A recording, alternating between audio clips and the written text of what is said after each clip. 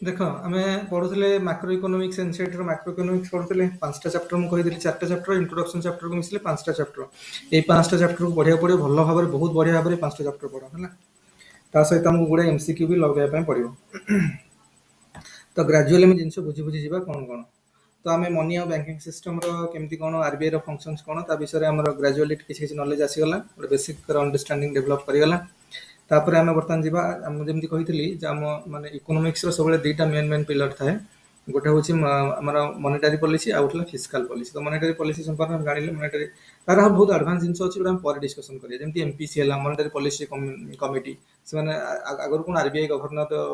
ବା RBI exclusive RBI ର ସବୁ ପଲିସି ରେଟ୍ ଗୁଡା କଣ କଣ ହବ ପଲିସି ରେଟ୍ ମାନେ କଣ କି ରେପୋ ରେଟ୍ କଣ ହବ ରିଭର୍ସ ରେପୋ କଣ ହବ କି ଆଉ ରେପୋ ଆଉ ରିଭର୍ସ ରେପୋକୁ ମିଶେଇ କୁହାଯାଏ ଏଲଏଏଫ ଲ୍ୟାଣ୍ଡିଂ କଣ ନା liquidity adjustment facility କିମ୍ବା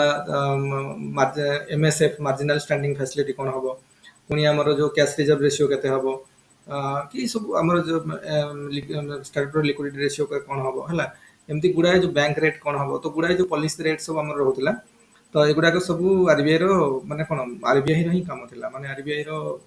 ଏଇ ଜିନିଷ ଦେଖୁଥିଲେ କିନ୍ତୁ ବର୍ତ୍ତମାନ ବି ଆରବିଆଇ ମେନ୍ କିନ୍ତୁ ଗୋଟେ କମିଟି କରାହେଇଛି ଯୋଉଥିରେ ଗଭର୍ଣ୍ଣମେଣ୍ଟର ବି କିଛି ପ୍ରେଜେନ୍ସ ରହୁଛି ହେଲା ଏମପିସି ଯୋଉଟା କୁହାଯାଉଛି ମନିଟାରୀ ପଲିସି କମିଟି ତେଣୁ ଏସବୁ ଜିନିଷ ଟିକେ ଆଡଭାନ୍ସ ଜିନିଷ ତାପରେ ବ୍ୟାଙ୍କିଙ୍ଗ ରିଫର୍ମ କଣ ହେଇଛି କେମିତି କଣ ହେଇଛି ନରସିଂହନ କମିଟି ଏସବୁ ଜିନିଷ ଆମେ ଆଉ ଟିକେ ପରେ ପଢିବା ମାନେ ଆଗକୁ ଦେଖିବା କିନ୍ତୁ ଆମର ଗୋଟେ ବେସିକ ଆର୍କିଟେକ୍ଚର ବନିଯାଉ କାରଣ ବେସିକଟା ଆମକୁ ବହୁତ ହେଲ୍ପ କରିବ ପ୍ରିଲିମରେ ବୁଝୁଛୁ ନା ନାଇଁ ଆଡଭାନ୍ସ ଜିନିଷ ବହୁତ ଅଛି ଆଡଭାନ୍ସ ସବୁ ଜାଣି ହବନି ତେଣୁ ଆମେ କିଛି କିଛି ଆଡଭାନ୍ସ ଜିନିଷ ଜାଣିବା କିନ୍ତୁ ଗୋଟେ ବେସିକ ଅଣ୍ଡରଷ୍ଟାଣ୍ଡିଂରେ ବା ବେସିକ ଆର୍କିଟେକ୍ଚର ଗୋଟେ ବନିଯିବା ଦରକାର ଆମ ମନ ଭିତରେ ମାଇଣ୍ଡରେ ହେଲା ତ ଆମେ ତାମାନେ ଆମର କିଛିଟା କନସେପ୍ଟ କ୍ଲିୟର ହେଲା କୋଉଥର ଆମର ବ୍ୟାଙ୍କିଙ୍ଗ ଆଉ ମନି ଆଉ ବ୍ୟାଙ୍କିଙ୍ଗର କିଛିଟା କନସେପ୍ଟ କ୍ଲିୟର ହେଲା ତାପରେ ଆମେ ବର୍ତ୍ତମାନ ଦେଖିବା ମନିଟାରୀ ପଲିସି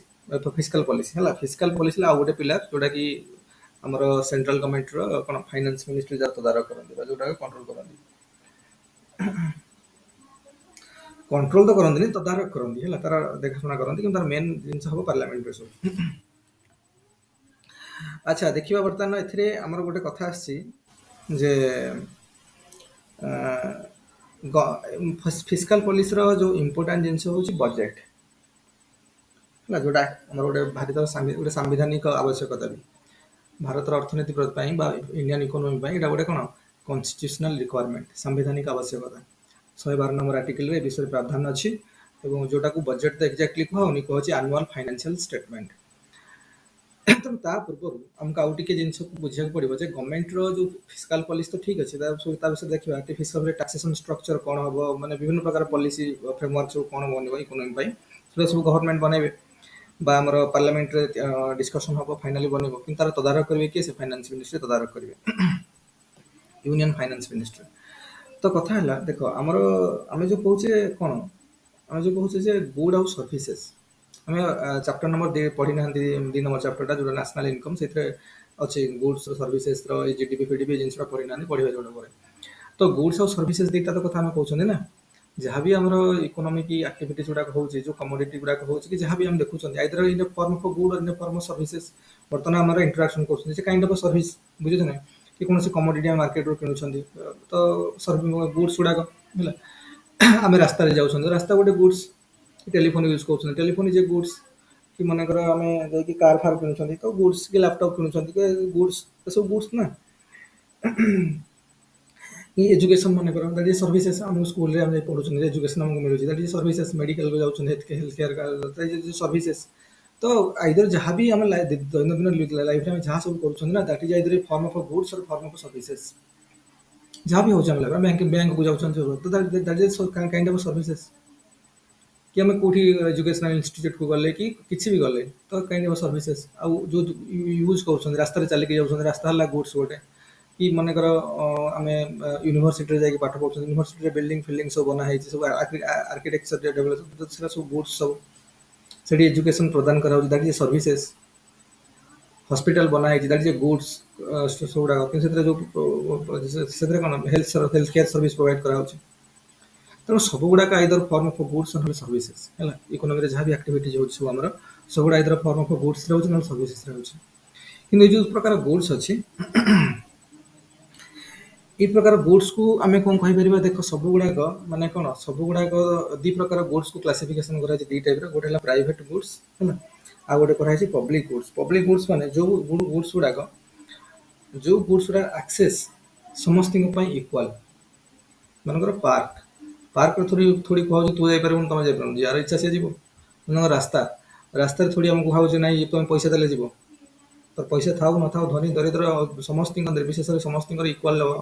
ଅଧିକାର ଅଛି ନା ରାସ୍ତାରେ ଚାଲିବା ନ୍ୟାସନାଲ ହାଇୱେ ହଉ ଷ୍ଟେଟ ହାଇୱେ ହଉ ଯେକୌଣସି ରାସ୍ତା ହଉ ତ ସମସ୍ତେ ଆମେ ଯାଉଛନ୍ତି ସେଇଟା ସବୁ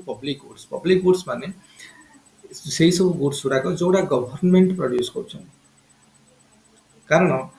ସେଗୁଡାକ ଯେହେତୁ ପ୍ରାଇଭେଟ ପ୍ରିଫରେନ୍ସିଆଲ ଟ୍ରିଟମେଣ୍ଟ କିଛି ନାହିଁ ତମର ପଇସା ଥିଲେ ବା ତମେ ତମର ଯଦି ଆଫୋର୍ଡ କରିପାରିବ ତମେ ଯିବ ନହେଲେ ନାହିଁ ସେଗୁଡା ସେମିତି କିଛି ନାହିଁ ନା ମନେକର ଅ, ଆମେ ମନେକର ସିନେମା ହଲକୁ ଯାଉଛନ୍ତି ତ ଆମେ ଟିକେଟ କିଣିଲେ ତ ପୁଣି ଆମକୁ ଏଣ୍ଟ୍ରି ଦିଆହବ ତ ଥୋଡ଼ି ଆମେ ଏମିତି ପଳେଇବା ତାମାନେ ସେଠି ଆମେ ଯଦି ଆଫୋର୍ଡ କରିପାରିବା ତାହେଲେ ଯିବା ତାହେଲେ ସମସ୍ତଙ୍କୁ ଇକ୍ୱାଲ ଆକ୍ସେସ ନାହିଁ ସେଠି ବୁଝୁଛ ନା ନାଇଁ ପଇସା ଦେଲେ ହିଁ ଯିବ ଯଦି ପଇସା ଦେବାର କାପାବିଲିଟି ତମର ଅଛି ୟୁ କ୍ୟାନ୍ ଏଣ୍ଟର ଅଦରୱାଇଜ ତମେ ବାହାର ରହିବ କିନ୍ତୁ ରାସ୍ତାରେ ଚାଲିବାକୁ ଥୋଡ଼ି ପଇସା ଦେବାକୁ ପଡୁଛି ରାସ୍ତାରେ ଗାଡି ଚଲେଇବାକୁ ଥୋଡ଼ି ପଇସା ଦେବାକୁ ପଡୁଛି ବୁଝିପାରୁଛ ନା ନାଇଁ ମାନେ ଟାକ୍ସ ନିଆ ହଉଛି ଅଲଗା ସେଗୁଡା ସବୁ ବେଶୀ ଡେପ୍ଥ ଲେଭଲର ଆମେ ଉପର ଉପର ଇକୋନୋମିକ୍ସ ବୁଝିବାକୁ ଚେଷ୍ଟା କରୁଛନ୍ତି ଟୋଲ ଟାକ୍ସ ଦିଆ ହଉଛି ରାସ୍ତାରେ କାହିଁକି ମାନେ ଏଗୁଡା ନୁହେଁ ସେଟା ଅଲଗା ଜିନିଷ ଟିକେ ତା ଭିତରକୁ ଆମେ ଯାଉନାହାନ୍ତି ଆମର ମେନ୍ ଜିନିଷ ଉପରେ ଉପରେ ଜିନିଷକୁ ବୁଝିବାକୁ ଚେଷ୍ଟା କରୁଛନ୍ତି ଦେଖ କାରଣ ଏଇ ସବୁ ଜିନିଷଟା ଆମର ଡିଫେନ୍ସ ଇକ୍ୱିପମେଣ୍ଟ ଗୁଡାକ ପ୍ରଡକ୍ସନ କରିବା ବୁଝୁଛ ନା ନାଇଁ କି ଆମକୁ ଏଇ ସବୁ ଜିନିଷ କି ସ୍କୁଲ ଘର ତିଆରି ହବ ୟୁନିଭର୍ସିଟି ଘର ତିଆରି ହବ ଯୋଉଥିରେ ସମସ୍ତଙ୍କର ଇକ୍ୱାଲ ଆକ୍ସେସ ଅଛି ଆମକୁ ପଇସା ଦେବାକୁ ପଡୁନି ବୁଝିହଉଛି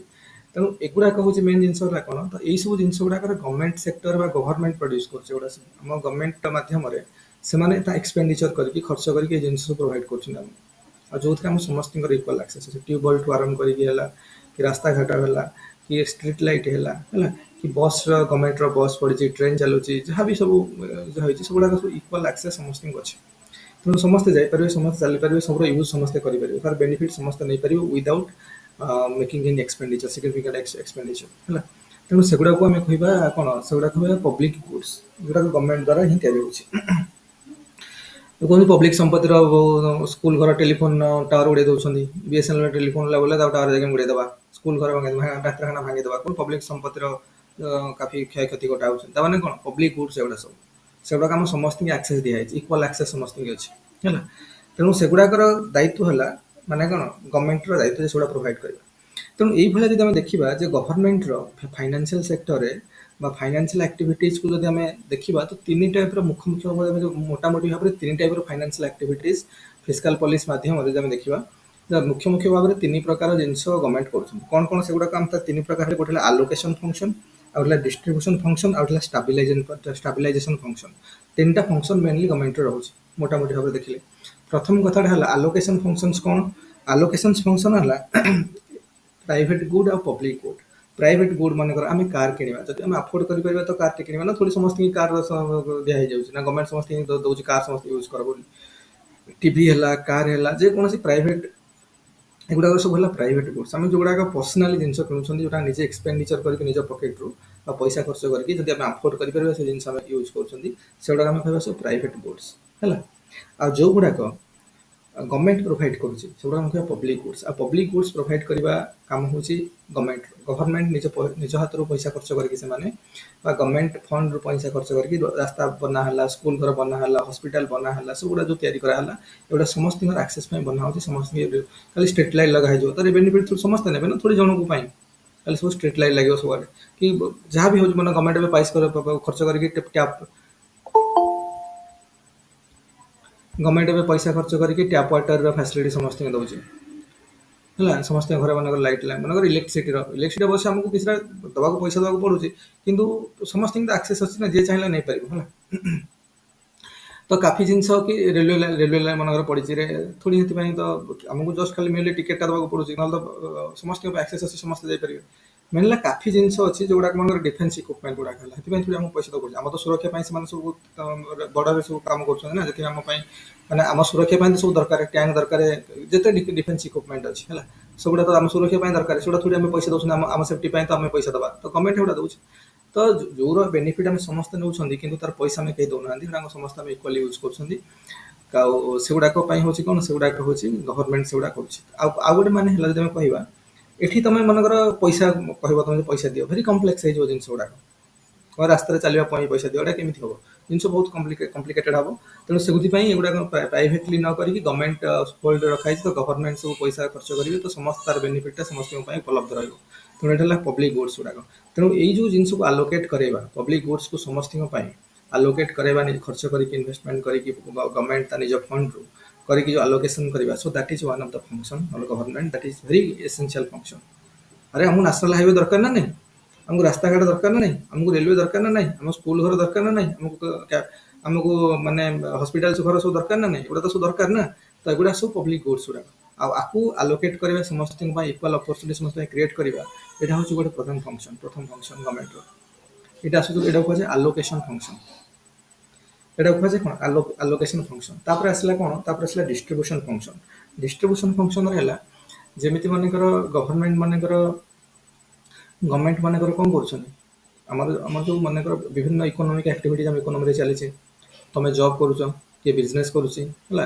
କିଏ ବିଭିନ୍ନ ଟାଇପ୍ର, କିଏ ନିଜ ଟ୍ୟାଲେଣ୍ଟ ଶୋ କରୁଛି, ଆର୍ଟିଷ୍ଟିକାଲ ଆକ୍ଟିଭିଟିଜ୍ କରୁଛି, କିଏ ବିଭିନ୍ନ ଟାଇପ୍ର କରିକି ସମସ୍ତେ ଇନକମ୍ ଜେନେରେଟ୍ କରୁଛନ୍ତି। କିଏ ଫାର୍ମିଂ କରୁଛି, କିଏ ବିଭିନ୍ନ ଟାଇପ୍ର ଲୋକ, ବିଭିନ୍ନ ସେଗମେଣ୍ଟର, ଆମ ଇକୋନୋମିକ୍ସର ବିଭିନ୍ନ ସେଗମେଣ୍ଟରେ ଭିନ୍ନ ଭିନ୍ନ ସ୍ତରରେ ଭିନ୍ନ ଭିନ୍ନ ଲୋକ ସମସ୍ତେ ଏକ୍ଜିଷ୍ଟ କରୁଛନ୍ତି। ତ ସମସ୍ତେ କିଛି ନା କିଛି ଆକ୍ଟିଭିଟିଜ୍ କରୁଛନ୍ତି। ସେଥିପାଇଁ କୁହାଯାଏ ତମେ କରୁଛ କ'ଣ।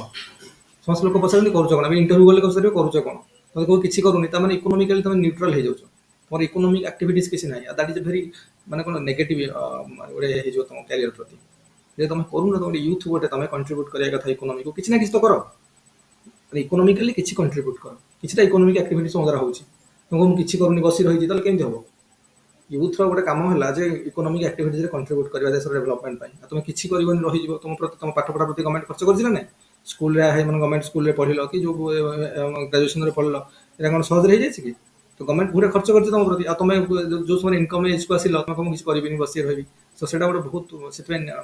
ମାନେ ଇଣ୍ଟରଭ୍ୟୁ ଗଲାବେଳେ ଯଦି କ'ଣ କିଛି କରୁନି, ସେଇଟା ବହୁତ ପ୍ରୋବ୍ଲେମ୍ ହେବ। କିଛି ନା କିଛି ଗୋଟେ କରୁଛି ମୁଁ, ଯାହା ବି ହଉ, ହେଲା, କିଛି ନା କିଛି ଗୋଟେ ଆକ୍ଟିଭିଟି ଚଲେଇଛି। ତେଣୁ ଏଇସବୁ ଆକ୍ଟିଭିଟିଜ୍ ଯେଉଁ ସମସ୍ତେ କରୁଛନ୍ତି ଇକୋନୋମିରେ, ତେଣୁ ସମସ୍ତଙ୍କର ଇନକମ୍ଟା ତ ସେମ୍ ରହୁନି। ବୁଝୁଛ ନା ନାହିଁ। ଯେ ମନେକର ବିଜନେସ୍ କରୁଛି, କିଏ ଅତ୍ୟଧିକ, କିଏ ମାସକୁ 10 ଲକ୍ଷ, କୋଟିଏ, କିଏ 10 କୋଟି ଏମିତି ଇନକମ୍ କରୁଛନ୍ତି। ଲୋକ ଅଛନ୍ତି ମାସକୁ 2,000 1000 ବି ଇନକମ୍ କରିପାରୁନାହାନ୍ତି, 3000 ବି ଇନକମ୍। ମନେକର ଫାର୍ମିଂ କରୁଛନ୍ତି, ମନେକର ଏଗ୍ରିକଲଚର କରୁଛନ୍ତି, ଯେଉଁଠି ଇରିଗେସନର ଫ୍ୟାସିଲିଟି ନାହିଁ, ଯେଉଁଠି ରେନଫେଡ୍ ମାନେ ବର୍ଷା ପାଣିକୁ ନିର୍ଭର କରିକି ଯେଉଁଠି ଏଗ୍ରିକଲଚର ହେଉଛି, ସେଠି କେଉଁ ବର୍ଷ ଫେମିନ୍ ପଡ଼ିଗଲା, କେଉଁ ବର୍ଷ ବର୍ଷା ଠିକ୍ରେ ହେଲାନି, କି ଠିକ୍ ଟାଇମ୍ରେ ନହେଲା, ତ ତାଙ୍କର ବର୍ଷ ସାରା କାମ କରି କେତେ ଇନକମ୍ କରୁଛନ୍ତି। ବୁଝୁଛ ନା ନାହିଁ। ଫାର୍ମର ଶ୍ରେଣୀର ଲୋକମାନେ ଯେଉଁ, ତ କେତେ ଇନକମ୍ ହେବ ସେଠି। ତେଣୁ ତାଙ୍କର ମନ୍ଥଲି ଇନକମ୍ ଯଦି ଆମେ ଦେଖିବା କେତେ, 2,000 3,000 ବି ହେଉନି। ତ ଜିନିଷ ହେଉଛି ଯେ ସେଇ ସେଗମେଣ୍ଟରେ ତମର ଇକୋନୋମିର ଗୋଟେ ଡିସ୍ପାରିଟି ରହିଯାଉଛି। ମାନେ ଆମର କାରଣ ଆମେ ସମସ୍ତେ, ଆମେ ଯେଉଁ ଆମ ଇଣ୍ଡିଆନ୍ ଇକୋନୋମିରେ ଆମେ ସମସ୍ତେ ରହୁଛନ୍ତି, ଆମେ ସମସ୍ତେ ହିଁ ଏଇ ରିସୋର୍ସେସ୍ ୟୁଜ୍ କରୁଛନ୍ତି। ମନେକର ଆମେ ଏଇଠି କ୍ଲାସ୍ କଲେ, ମୁଁ ତ ଏଇ ରିସୋର୍ସ ୟୁଜ୍ କଲି, ବର୍ତ୍ତମାନ BSNL ଫାଇବର ୟୁଜ୍ କଲି, ଏଇଟା କାହାର, ଗଭର୍ଣ୍ଣମେଣ୍ଟର। ଗଭର୍ଣ୍ଣମେଣ୍ଟ ପ୍ରୋଭାଇଡ୍ କରିଛି। କି ବର୍ତ୍ତମାନ ଇଲେକ୍ଟ୍ରିସିଟି ୟୁଜ୍ କଲି, କିଏ ପ୍ରୋଭାଇଡ୍ କରିଛି ଏଇ ରିସୋର୍ସଟା, ଗଭର୍ଣ୍ଣମେଣ୍ଟ ପ୍ରୋଭାଇଡ୍ କରିଛି ଆମକୁ। ଏବଂ ମନେକର ଆମେ ଆଉ ମନେକର ମୁଁ ଯାହା ବି ଇଣ୍ଟରନେଟ୍ ୟୁଜ୍ କଲି, ଏଇଟା କିଏ, ଗଭର୍ଣ୍ଣମେଣ୍ଟ ତ ରେଗୁଲେଟ୍ କରୁଛି ନା, କେତେ ଇଣ୍ଟରନେଟ୍ କ'ଣ କର, କ'ଣ ହେବ, କ'ଣ ନାହିଁ, ସବୁ ତ ଗଭର୍ଣ୍ଣମେଣ୍ଟ ପରମିଶନ୍ ନେଇକି ସେମାନେ ଚଲେଇଛନ୍ତି ନା। ତ ସବୁର ରିସୋର୍ସେସ୍ ଆମ ଦେଶରେ ଯାହା ଅଛି, ସେଗୁଡ଼ାକ ୟୁଜ୍ କରିକି ଆମେ ଗୋଟେ ଇକୋନୋମିକ୍ ଆକ୍ଟିଭିଟିଜ୍ କରୁଛେ, ତାମାନେ ଏଇଠୁ ମୁଁ ଇନକମ୍ କରୁଛି ନା। କି ସେଭଳିଆ ଜଣେ ମନେକର କି ଫ୍ୟାକ୍ଟ୍ରି ସେଟଅପ୍ କରିଛି, କି ଗୋଟେ ମାଇନିଂ ଫ୍ୟାକ୍ଟ୍ରି, ମାଇନ୍ସ କରିଛି, ତ ଆମର ନ୍ୟାଚୁରାଲ ରିସୋର୍ସେସ୍ ଅଛି, ତ ସେଠୁ ତାକୁ ତ ୟୁଟିଲାଇଜ୍ କରିକି ତାକୁ ସେ ମାନେ କରିକି ତାକୁ ତ ବିକୁଛି। ତ ସେ କେଉଁ ରିସୋର୍ସେସ୍ ୟୁଜ୍ କଲା, ଆମ ଇକୋନୋମିର, ଆମ ଦେଶର ରିସୋର୍ସେସ୍ ୟୁଜ୍ କଲା। କି ଯିଏ ବି ଯାହା କରୁଛନ୍ତି, କି ଆମେ କଲ୍ଟିଭେସନ୍ ବି କରୁଛନ୍ତି, ଆମ ଲ୍ୟାଣ୍ଡ ୟୁଜ୍ କରୁଛନ୍ତି, ଆମ ତ ରିସୋର୍ସେସ୍ ଏଗୁଡ଼ା ସବୁ। ଲ୍ୟାଣ୍ଡ ୟୁଜ୍ କରୁଛନ୍ତି, ତାର ଆମେ ଗଭର୍ଣ୍ଣମେଣ୍ଟର ରୋଡ଼ ୟୁଜ୍ କରୁଛନ୍ତି, ଆମେ ଟ୍ରାନ୍ସପୋର୍ଟ କରିକି କୋଉଠି ନେଇ ବିକିବା। ମନେକର ରୋଡ଼ କାହାର ୟୁଜ୍ କଲେ, ଗଭର୍ଣ୍ଣମେଣ୍ଟ ରାସ୍ତା ବନେଇଛି। ବୁଝୁଛ ନା ନାହିଁ। ଯାହା ବି ଆମେ ତେଣୁ ସେଇଟା ତ ଗୋଟେ ରିସୋର୍ସେସ୍। ତେଣୁ ଆମ ରିସୋର୍ସେସ୍ ଯାହା ବି ଆମେ ଇକୋନୋମିରେ ୟୁଜ୍ କରିକି ସମସ୍ତେ କିଛି ନା କିଛି, ମନେକର ଜବ୍ କିଏ କରୁଛି କୋଉଠି ଯାଇକି, ଆମ ଟିଚର ଅଛି, କିଏ ବ୍ୟାଙ୍କର ଅଛି, କିଏ ଡକ୍ଟର ଅଛି, କିଏ ଇଞ୍ଜିନିୟର ଅଛି, କିଏ ବିଭିନ୍ନ ପ୍ରକାର ଜବ୍ କରୁଛନ୍ତି। ଏଗୁଡ଼ା କୋଉଠି କରୁଛ, ଇଣ୍ଡିଆରେ କରୁଛ। ଇଣ୍ଡିଆରେ କରୁଛ ମାନେ ଏଇଟା ସେମାନଙ୍କର ବ୍ୟାଙ୍କ ତିଆରି ହେଇଛି, ଇକୋନୋମିର ପଇସାକୁ ତ ଫର୍ମାଲାଇଜ୍ କରିବା ପାଇଁ ବ୍ୟାଙ୍କିଂ ସିଷ୍ଟମ ଡେଭଲପ ହେଇଛି। ଏଇଟା କାହାର ପରମିଶନ ହେଇଛି, ଗଭର୍ଣ୍ଣମେଣ୍ଟ ପରମିଶନ ହେଇଛି। ତ ଗଭର୍ଣ୍ଣମେଣ୍ଟର ରିସୋର୍ସେସ୍ ୟୁଜ୍ କରିକି ସେମାନେ କରିଛନ୍ତି ସବୁ। ତେଣୁ ଯେହେତୁ ଗଭର୍ଣ୍ଣମେଣ୍ଟ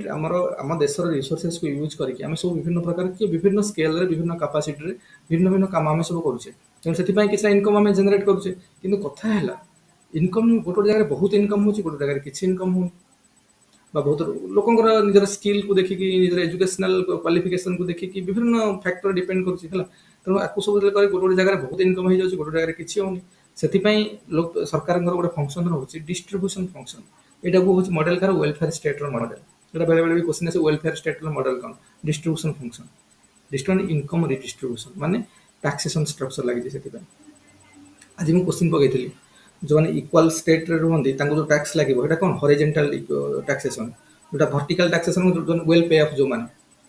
ଜଣଙ୍କର ବହୁତ ପଇସା ଅଛି ବହୁତ ଦରମା ମିଳୁଛି କି ବହୁତ ବିଜନେସ୍ କରି ବହୁତ ପଇସା ଇନକମ୍ କରୁଛନ୍ତି ତାଙ୍କୁ ଅଧିକ ଟ୍ୟାକ୍ସ ଲାଗିବ that is vertical taxation structure ଏଗୁଡ଼ା ଆଜି ପକେଇଥିଲି ତମେ ଏଗୁଡ଼ା ସବୁ ବୁଝିବା ଦରକାର ଭଲ ଭାବରେ କ'ଣ ହେଲା ତେଣୁ ଇନକମ୍ ରିଡିଷ୍ଟ୍ରିବ୍ୟୁସନ ଫଙ୍କସନ ଅନୁସାରେ ତାମାନେ ଏଥିରେ କ'ଣ ଆମର ବିଭିନ୍ନ ପ୍ରକାର ଫଙ୍କସନ ଅଛି ଗୋଟେ ହରିଜେଣ୍ଟାଲ ଟାକ୍ସେସନ ଷ୍ଟ୍ରକ୍ଚର ଆଉ ଗୋଟେ ଭର୍ଟିକାଲ ଟାକ୍ସେସନ ଷ୍ଟ୍ରକ୍ଚର ହରିଜେଣ୍ଟାଲ ମାନେ କ'ଣ ସିମିଲାର ଇନକମ୍ ଲୋକଙ୍କୁ ସିମିଲାର ଟ୍ୟାକ୍ସ ଲାଗିବ ମନେକର ଆମେ ସବୁ ଜବ୍ ହୋଲ୍ଡର ମନେକର ଆମେ ସବୁ ସର୍ଭିସ ସେକ୍ଟରରେ କାମ କରୁଛେ ଆମର ମନେକର ମନ୍ଥଲି ଆନୁଆଲି ଇନକମ୍ ମନେକର ଧର ଆମ ସମସ୍ତଙ୍କର ମନେକର 12 ଲକ୍ଷ 13 ଲକ୍ଷ କି 14 ଲକ୍ଷ ଭିତରେ କାଫି ଲୋକଙ୍କର ଏଇ ରେଞ୍ଜରେ ମ୍ୟାକ୍ସିମମ୍ ଲୋକ ଯେଉଁ କାମ କରୁଛନ୍ତି 13-14 ଲକ୍ଷ ଭିତରେ ଆନୁଆଲ ମାନେ ଇନକମ୍ଟା ତ ସେଇ ଭିତରେ ମନେକର ତମର ରହୁଛ ତୁମର ଗୋଟେ ସିମିଲାର ଟାକ୍ସେସନ ଷ୍ଟ୍ରକ୍ଚର ଲାଗିବ କି ଗୋଟେ ବଡ଼ ବିଜନେସ୍ ସହିତ କି ବଡ଼ ହାୟର ଲେଭେଲରେ ଚାକିରି କରୁଛନ୍ତି ଯେଉଁମାନେ ବହୁତ ବଡ଼ ଯେଉଁମାନଙ୍କର ମନେକର 1.5 କୋଟି 3 କୋଟି ମନେକର ବର୍ଷରେ ଇନକମ୍ କରୁଛନ୍ତି କି 5-6 କୋଟି ଇନକମ୍ କରୁଛନ୍ତି ହେଲା କି ଦେଖିବେ ମେଡିଜରେ ଯେଉଁ ଟିଚର ସବୁ ଅଛନ୍ତି ସବୁ 15 କୋଟି ମାସ ଆନୁଆଲ ଇନକମ୍ ସେମାନଙ୍କର ଆନୁଆଲ ଇନକମ୍ ମେଡିଜରେ ଯେଉଁ ପଢ଼ଉଛନ୍ତି ସବୁ ଇଞ୍ଜିନିୟରିଂ ସବଜେକ୍ଟ ପଢ଼ଉଛନ୍ତି ଟିଚର ଗୁଡ଼ାକ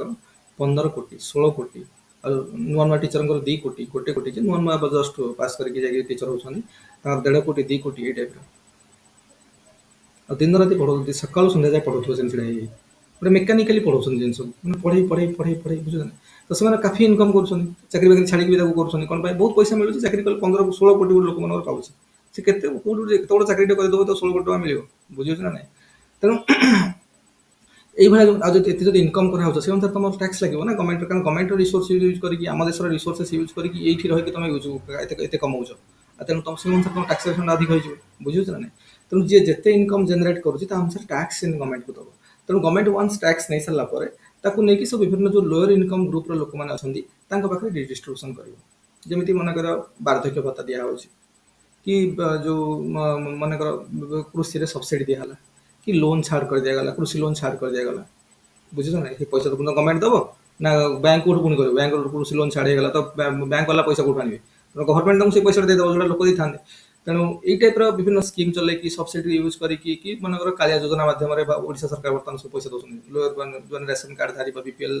ର ଲୋକମାନଙ୍କୁ ପଇସା ଦେଉଛନ୍ତି କି ଲୋକଙ୍କର ଘର କନଷ୍ଟ୍ରକ୍ସନ୍ କରିଦେଉଛନ୍ତି ଗରିବ ଶ୍ରେଣୀ ଲୋକମାନଙ୍କର ଘର କନଷ୍ଟ୍ରକ୍ସନ୍ କରିଦେଉଛନ୍ତି ସେ ପଇସାଟା ତ ଯେଉଁଟା ସିଏ ନିଜ ହାତରୁ ଖର୍ଚ୍ଚ କରିଥାନ୍ତେ ସେଇଟା ନ କରି ଗଭର୍ଣ୍ଣମେଣ୍ଟ ସେମାନଙ୍କୁ ବର୍ତ୍ତମାନ ଦେଇଦେଲା ତା ମାନେ ହାୟର ଇନକମ୍ ଗ୍ରୁପର ପଇସାଟା ବର୍ତ୍ତମାନ ଲୋୟର ଇନକମ୍ ଗ୍ରୁପରେ ଯାଇକି ଇନଭେଷ୍ଟମେଣ୍ଟ ହେଲା ତ କାଇଣ୍ଡ ଅଫ୍ ରିଡିଷ୍ଟ୍ରିବ୍ୟୁସନ୍ ହେଲା ଇନକମ୍ର ରିଡିଷ୍ଟ୍ରିବ୍ୟୁସନ୍ ହେଲା ତ ଏଇଟା ହେଉଛି କ'ଣ ଗଭର୍ଣ୍ଣମେଣ୍ଟର ଗୋଟେ ଫଙ୍କସନ୍ ତ ପ୍ରଥମେ ହେଲା ଆଲୋକେସନ୍ ଫଙ୍କସନ୍ ସବୁ ପବ୍ଲିକ୍ ଗୁଡ଼ାକ ଗୁଡ୍ସ ଗୁଡ଼ାକ ସବୁ ଆଲୋକେଟ୍ କରିବେ ସମସ୍ତଙ୍କର ଏଇଟା ଗୋଟେ ଫଙ୍କସନ୍ ଆଉ ଗୋଟେ ହେଲା କ'ଣ ଆଉ ଗୋଟେ ହେଲା କ'ଣ କି ଆଉ ଗୋଟେ ହେଲା ଡିଷ୍ଟ୍ରିବ୍ୟୁସନ୍ ଫଙ୍କସନ୍ ଅନୁସାରେ ଇନକମ୍ ତାର ରିଡିଷ୍ଟ୍ରିବ୍ୟୁସନ୍ ହେବ ଇନକମ୍ର ରିଡିଷ୍ଟ୍ରିବ୍ୟୁସନ୍ ହାୟର ଇନକମ୍ ଗ୍ରୁପର ଲୋକମାନଙ୍କୁ ଆଉ ମୁଁ ଯେମିତି କହିଲି ଯେତେ ହାଇ ଇନକମ୍ ହେଇ ଚାଲିବ ସେତେ ଟ୍ୟାକ୍ସ ଅଧିକ ହେଇ ଚାଲିବ ତମର ପ୍ରୋଗ୍ରେସିଭ୍ ଟାକ୍ସେସନ୍ ଷ୍ଟ୍ରକ୍ଚର ଆମ ଦେଶରେ ଚାଲିଛି ପ୍ରୋଗ୍ରେସିଭ୍ ଟାକ୍ସେସନ୍ ଷ୍ଟ୍ରକ୍ଚର ଯେତେ ତମେ ଅଧିକ ଇନକମ୍ କରିବ ସେତେ ଅଧିକ ପଇସା ଦେବ ଟ୍ୟାକ୍ସ ଦେବ ଏଇଟାକୁ କ'ଣ କୁହାଯାଏ vertical taxation structure horizontal taxation structure vertical taxation structure ପୁଣି ଏହାର ଅଛି vertical taxation progressive taxation regressive ମାନେ ଯେତେ ଅଧିକ ହେବ ସେତେ କମ୍ ମାନେ ଆସ୍ତେ ଆସ୍ତେ କମିଯିବ ଟ୍ୟାକ୍ସ ସେଇଟା ତେଣୁ ସେଇଟା ଅଲଗା କଥା ଆମର ପ୍ରୋଗ୍ରେସିଭ୍ ଆମର ଇଣ୍ଡିଆ ଭାରତରେ ତେଣୁ ଯେତେ ଅଧିକ ଇନକମ୍ କରି ଯିବ ତୁମର ସେତେ ଅଧିକ ଟ୍ୟାକ୍ସ ଦେଇଯିବ ତେଣୁ ଏଇ ଟାଇପ୍ର ପୁରା ଷ୍ଟ୍ରକ୍ଚରଟା ଆମ ଦେଶରେ ଇକୋନୋମିକ୍ ଚାଲିଛି ତେଣୁ ଆମର ଗୋଟେ ଗଭର୍ଣ୍ଣମେଣ୍ଟର ଗୋଟେ ଫଙ୍କସନ୍ ହେଲା ଗଭର୍ଣ୍ଣମେଣ୍ଟ ମାନେ ୟୁନିୟନ୍ ଗଭର୍ଣ୍ଣମେଣ୍ଟ ହେଲା ତ ଗଭର୍ଣ୍ଣମେଣ୍ଟର ଗୋଟେ ଫଙ୍କସନ୍ ହେଲା କ'ଣ ଗୋଟେ ହେଲା ଆଲୋକେସନ୍ ଫଙ୍କସନ୍ ଯେତେ ପବ୍ଲିକ୍ ଗୁଡ୍ସ ଅଛି ସେମାନେ ସବୁ ଆଲୋକେଟ୍ କରିବେ ଲୋକଙ୍କର ସୁବିଧା ପାଇଁ ସେଥିପାଇଁ ପ୍ରଧାନମନ୍ତ୍ରୀ ଗ୍ରାମ ସଡ଼କ ଯୋଜନା ହେଲା କୋଉ ଫଙ୍କସନ୍ରେ ଆସୁଛି ଆଲୋକେସନ୍ ଫଙ୍କସନ୍ ଆସୁଛି ଲୋକ ପାଇଁ ରାସ୍ତା ଦରକାର ବର୍ତ୍ତମାନ ଆଜି ବର୍ତ୍ତମାନ ଟ୍ୟାପ୍ ପାଣି ପାଇପ୍ ଦିଆହେଉଛି ଚାରିଆଡ଼େ କନେକ୍ସନ୍ ଚାଲିଛି ବର୍ତ୍ତମାନ କୋଉ ଫଙ୍କସନ୍ ଆସୁଛି ପବ୍ଲିକ୍ ଗୁଡ୍ସର କ୍ରିଏସନ୍ କରାହେଉଛି ଦ୍ୟାଟ୍ ଇଜ୍ ଆଲୋକେସନ୍ ଫଙ୍କସନ୍ କାଲି ମନେକର ଲୋକମାନଙ୍କ ପାଇଁ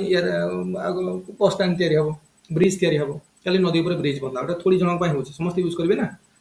ତେଣୁ ଏଇଟା ସବୁ ଆଲୋକେସନ୍ ଫଙ୍କସନ୍ରେ ଆସିବ ଫଙ୍କସନ୍ରେ ଗଭର୍ଣ୍ଣମେଣ୍ଟର ଆସିବ ତେଣୁ ଗଭର୍ଣ୍ଣମେଣ୍ଟର ଆଲୋକେସନ୍ ଫଙ୍କସନ୍ ବିଷୟରେ ଆମେ ଜାଣିଲେ ଗଭର୍ଣ୍ଣମେଣ୍ଟର ଡିଷ୍ଟ୍ରିବ୍ୟୁସନ୍ ଫଙ୍କସନ୍ ବିଷୟରେ ଜାଣିଲେ ତାପରେ ଦେଖିବା ଷ୍ଟାବିଲାଇଜେସନ୍ ଫଙ୍କସନ୍ କ'ଣ ଷ୍ଟାବିଲାଇଜେସନ୍ ଫଙ୍କସନ୍ ହେଲା ଦେଖ ଆଗରୁ ଷ୍ଟାବିଲାଇଜେସନ୍ ଫଙ୍କସନ୍ଟା ମେନଲି ଆର୍ବିଆଇ ଦେଖୁଥିଲେ କିନ୍ତୁ ବର୍ତ୍ତମାନ ଗଭର୍ଣ୍ଣମେଣ୍ଟର ରୋଲ୍ ସେଥିରେ ରହିଲାଣି ଯେମିତିକି ଦେଖ ଷ୍ଟାବିଲାଇଜେସନ୍ ଫଙ୍କସନ୍ ହେଲା ଆମେ ଏତେ ଜିନିଷ କରିକି ବି ହେଲା ସବୁ ଜିନିଷ ଗଭର୍ଣ୍ଣମେଣ୍ଟ ଦେଖୁଛି ସବୁ କରୁଛି ମାନେ ଆମେ ଇନକମ୍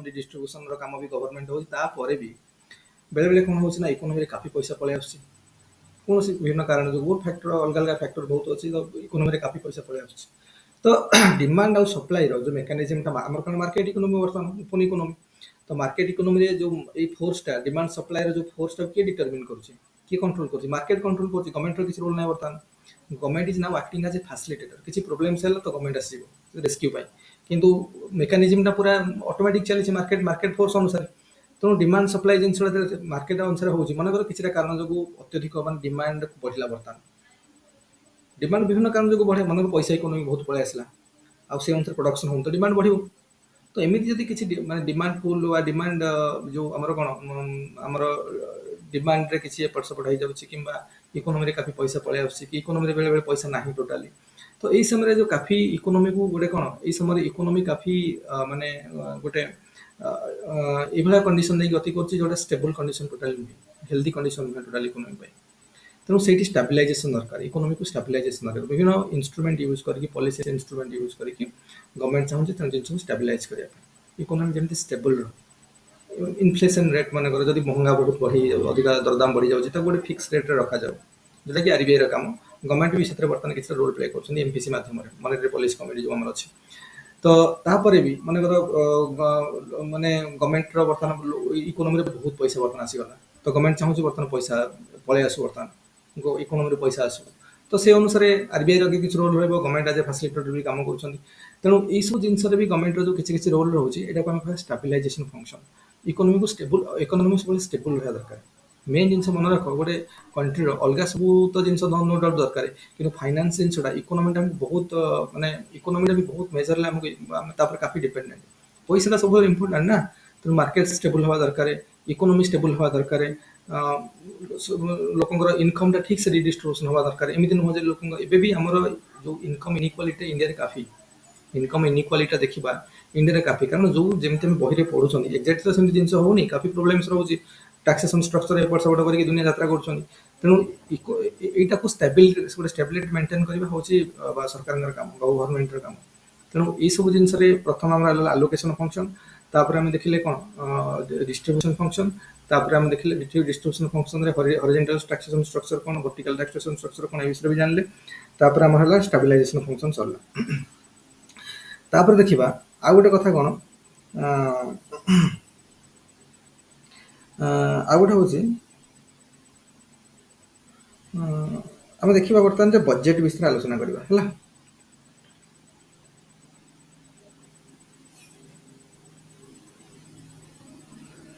ଆଉ ପ୍ରାଇଭେଟ ପବ୍ଲିକ ଗୁଡ ବିଷୟରେ ବି ଜାଣିଲେ ହେଲା। ଦେଖ ଏଗୁଡା ସବୁ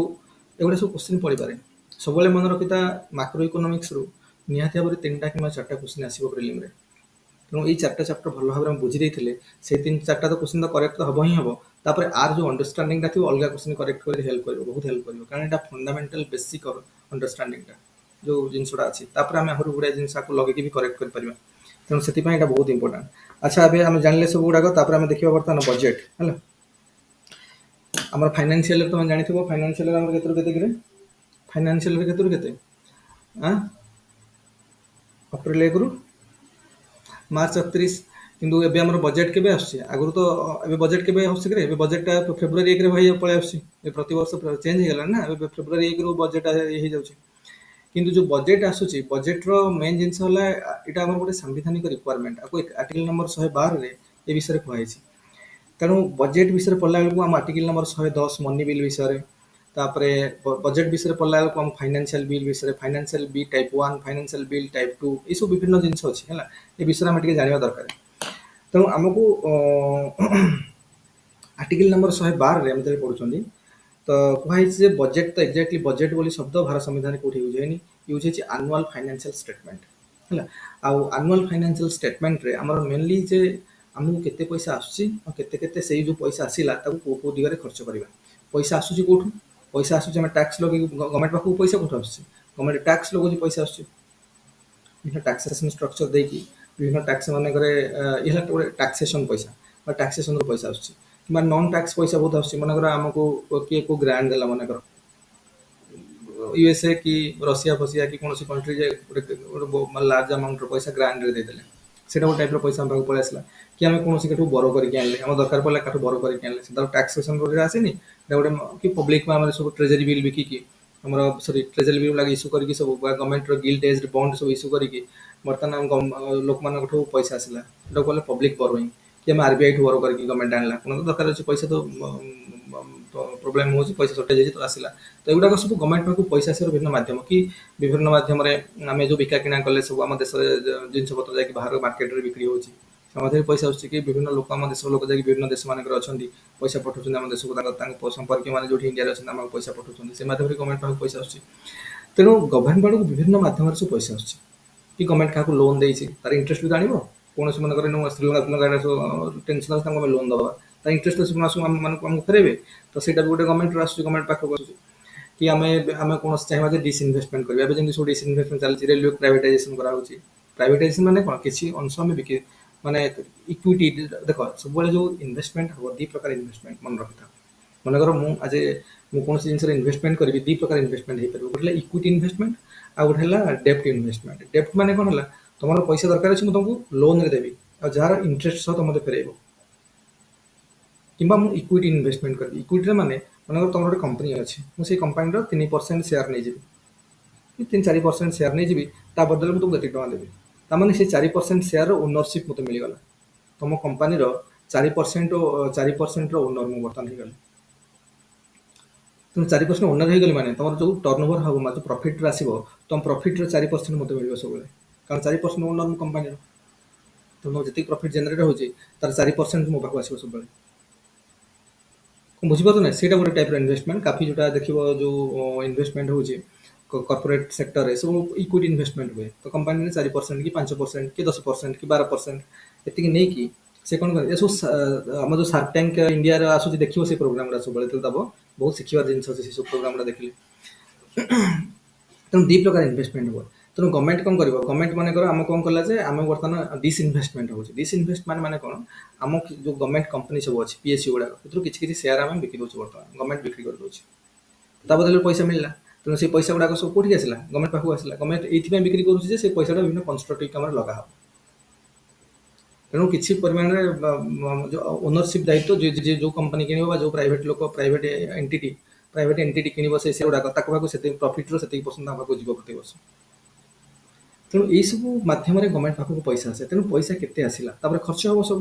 ବିଭିନ୍ନ ଡିପାର୍ଟମେଣ୍ଟରେ ଆମର ଗଭର୍ଣ୍ଣମେଣ୍ଟର ବିଭିନ୍ନ ଖର୍ଚ୍ଚ ଅଛି ସବୁ କେତେ କ'ଣ ଖର୍ଚ୍ଚ ହେବ ଏଜୁକେସନରେ କେତେ ଖର୍ଚ୍ଚ ହେବ ହେଲ୍ଥରେ କେତେ ଖର୍ଚ୍ଚ ହେବ କି ବିଭିନ୍ନ ଡେଭଲପମେଣ୍ଟାଲ ପ୍ରୋଜେକ୍ଟ ସବୁ ହେବ କେତେ ଖର୍ଚ୍ଚ ହେବ ଲୋକମାନଙ୍କୁ ଭତ୍ତା ଦିଆହେବ କେତେ ଖର୍ଚ୍ଚ ହେବ ଲୋକମାନଙ୍କୁ ବିଭିନ୍ନ ସୋସିଆଲ ସେକ୍ଟରରେ ଇନିସିଏଟିଭ କରାହେଇଛି ଯେମିତି ଫୁଡ୍ ସିକ୍ୟୁରିଟିରେ ବହୁତ ଲୋକଙ୍କୁ ଖାଦ୍ୟ ଶସ୍ୟ ଯୋଗାଇ ଦିଆଯାଉଛି ତା ପାଇଁ ବି ତ ଗଭର୍ଣ୍ଣମେଣ୍ଟ ଖର୍ଚ୍ଚ କରୁଛି ଟଙ୍କେ ଲେଖାଏଁ ଲୋକଙ୍କୁ ଚାଉଳ ଦେଉଛି ଥୋଡ଼ି ତ ଚାଉଳ କିଲୋଟା ଟଙ୍କାଟେ ଚାଉଳ ଯେତିକି ବାକି ତ ପଇସା ତ ଗଭର୍ଣ୍ଣମେଣ୍ଟ ଦେଉଛି ବୁଝିପାରୁଛ ନା କି କେଉଁଠି ଲୋନ୍ ଛାଡ଼ କରାହେବ କୃଷକମାନଙ୍କର କେଉଁଠି ବ୍ରିଜ୍ ବନିବ କେଉଁଠି ଏୟାରପୋର୍ଟ ବନିବ କି କେଉଁଠି କ'ଣ ହେବ ସବୁ ତ ବିଲ୍ଡିଂ ଫିଲ୍ଡିଂ ବନିବ କେଉଁଠି କ'ଣ ହେବ ସବୁ ଯାହା ଯେଉଁ ଖର୍ଚ୍ଚ ହେବ ଯେଉଁ ଦିଗରେ ଗଭର୍ଣ୍ଣମେଣ୍ଟ ସେଗୁଡ଼ା ସବୁ ଖର୍ଚ୍ଚ କରିବ ତେଣୁ ସେ ଟୋଟାଲ ଗୋଟେ ଆନୁଆଲ ବଜେଟରେ ଆମକୁ ଦେଖାଯିବ ମାନେ ଲୋକମାନଙ୍କୁ ସଂସଦରେ ବା ପାର୍ଲାମେଣ୍ଟ ମାଧ୍ୟମରେ ସେ ଭାରତର ଏଟା ଡେମୋକ୍ରାସିରେ ଭାରତର ସବୁ ଲୋକ ତ ମାଲିକ ନା ତେଣୁ ଭାରତର ସବୁ ଲୋକମାନଙ୍କୁ ଜଣାଇ ଦିଆଯିବ ଯେ କେତେ ଟଙ୍କା ଆମର ଆଦାୟ ହେଲା ଆମେ କେଉଁ ହେଡ୍ରେ କେଉଁ ଜାଗାରେ କେତେ ଟଙ୍କା ଖର୍ଚ୍ଚ କଲୁ ତା ସହିତ ଆମର ଟାକ୍ସେସନ ଷ୍ଟ୍ରକ୍ଚର ଆଗାମୀ ବର୍ଷ ପାଇଁ କ'ଣ ରହିବ ପଲିସି କ'ଣ ରହିବ ଆମେ କେଉଁ କ୍ଷେତ୍ରରେ କେତେ ଟ୍ୟାକ୍ସ ଲଗେଇଲୁ କିଛି ନ୍ୟୁ ଟ୍ୟାକ୍ସ ଆସିଲା କି ପୁରୁଣା ଟ୍ୟାକ୍ସ କିଛି ଆବୋଲିସ୍ ହେଇଗଲା କି ସେ ଇନକମ୍ ଟ୍ୟାକ୍ସଠୁ ଆରମ୍ଭ କରିକି ଯେଉଁ ବିଭିନ୍ନ ପ୍ରକାର corporation tax income tax excise duty କି ଏକ୍ସାଇଜ ଡ୍ୟୁଟି ହେଲା କି କଷ୍ଟମ ଡ୍ୟୁଟି କ'ଣ ସବୁ ଯେଉଁ ରହିଲା ତ ଏଗୁଡ଼ାକ ସବୁ କେତେ ହେବ କ'ଣ ପରସେଣ୍ଟ ହେବ ସବୁର ତା ଭିତରେ କ୍ଲିୟର ପିକ୍ଚର ଗୋଟେ ଆମକୁ ବଜେଟ୍ ମାଧ୍ୟମରେ ଜଣାପଡ଼ିଯିବ ତାମାନେ ଗୋଟେ ଫାଇନାନ୍ସିଆଲ ଇୟର ପୂର୍ବରୁ ଆମକୁ ସେଇ ଫାଇନାନ୍ସିଆଲ ଇୟର କ'ଣ ଆକ୍ଟିଭିଟିଜ୍ ହେବ ତାର ଗୋଟେ କମ୍ପ୍ଲିଟଲି ପିକ୍ଚର ଆମକୁ ଜଣାଇ ଦିଆଗଲା ଦୋସର ଲୋକମାନଙ୍କୁ ସମସ୍ତଙ୍କୁ ଜଣାଇ ଦିଆଗଲା ଯେ ଆମ ପାଖରେ ଏତିକି ପଇସା ଆସିଛି ଆମେ ଏତିକି ପଇସା ଏମିତି ଖର୍ଚ୍ଚ କରିବା ଏଇ ଜାଗାରେ ଆମେ ଖର୍ଚ୍ଚ କରିବୁ ଆଉ ନୂଆ ଟାକ୍ସେସନ ଷ୍ଟ୍ରକ୍ଚର କ'ଣ ରହିଛି ଏ ବର୍ଷ ପାଇଁ ତା ବିଷୟରେ ବି କହିଦେଉଛନ୍ତି ଆମେ ଏଇ ଜାଗାରେ ଏତେ ଟ୍ୟାକ୍ସ ଲଗେଇଲୁ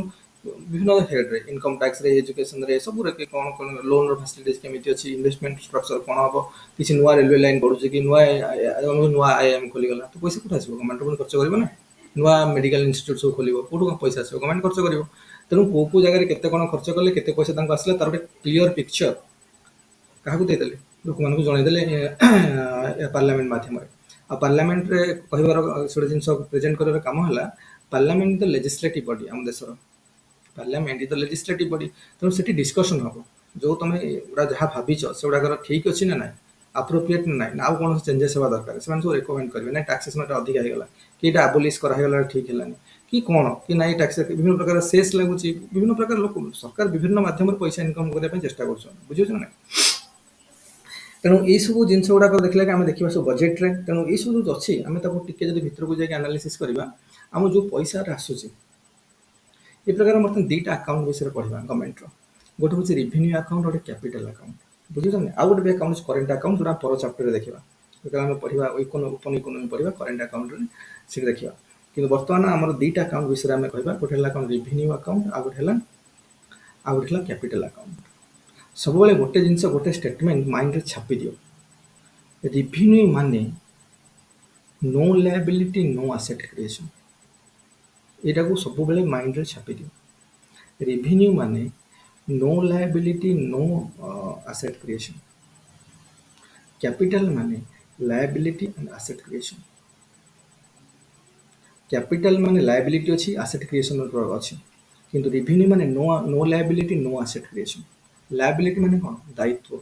आम गोटे मन कर जनक पैसा धार आनली कि पैसा आनली तो मोर दायित्व बनीगला मुझे फ्यूचर इंटरेस्ट सहित फेरैबी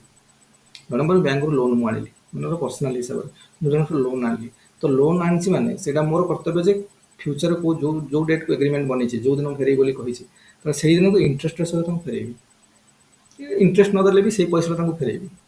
बुझे ना तेणु से मोर लायबिलिटी तेणु से मोर लायबिलिटी बनीगला तेणु जदि कौन जिनस आमर लायबिलिटी अच्छी कि आसेट क्रिएसन हो मनकर मनकर कौन ना मुझे गोटे जगार मन पैसा मुझे बर्तमान खर्च कली कौन ना गोटे LI पॉइंट खोल लिफ्ट इरिगेशन गोटे खोल मोर सुगर कैन कल्टिवेशन होमर कि राइस कल्टिवेशन हो विभिन्न प्रकार कल्टिवेशन हो वेजिटेबल्स कल्टिवेशन हो गोटे LI पॉइंट दरकार तो मानी खर्च कली ताने I create an asset their physical asset बुझे कि नहीं तेणु ये मानक आग गला जिन काफी क्लारिटी आसो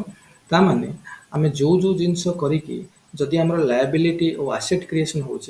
लायबिलिटी अच्छी आसेट क्रिएसन होनी रेवेन्यू जदि होची कौन कैपिटल अकाउंट रेवेन्यू अकाउंट दी प्रकार रेवेन्यू अकाउंट पढ़ा आइदर रेवेन्यू रिसिप्ट हो पारे ना गोटे अकाउंट बनी माने आइदर से पैसा डिपोजिट हो ना पैसा खर्च हो पैसा जब डिपोजिट है that is receipt Tej revenue receipt revenue account रे पैसा डिपोजिट है दैट इज रेवेन्यू रिसिप्ट तो रेवेन्यू अकाउंट रो पैसा खर्च हो गला दैट इज रेवेन्यू एक्सपेंडिचर तो रेवेन्यू रिसिप्ट और रेवेन्यू एक्सपेंडिचर कौन देखा रेवेन्यू रिसिप्ट कौन मुझे रेवेन्यू रिसिप्ट माने जो पैसा तुम आणुच मन कर गवर्नमेंट पैसा आणुची जदि से किसी लायबिलिटी ना मैंने फ्यूचर से पैसा फेर पड़ूनी बा से पैसा बुझे पैसा आमको से पैसा फ्यूचर क्या दबाक ना आम भाग आसला क्या दबार ना फ्यूचर फेरबार कौन फेरबानी से भाया प्रोविजन किसी ना ताले that is an revenue receipt example मन कर कह देख जोड़ा कह नॉन आज देखिए क्वेश्चन ये नॉन रिडेमेबल नॉन रिडेमेबल माने कौन जोटा आम फ्यूचर आमको क्लेम कर पैसा आमको दियो बोली आमको आम हाथ को पैसा पलि आसला से पैसा आमको फ्यूचर क्या फेरबार ना नॉन रिडेमेबल रिडीम करा पैसा आमको क्लेम कर पैसा आमको दियो बोली सो दैट इज कौन रेवेन्यू रिसिप्ट से भाया कौन कौन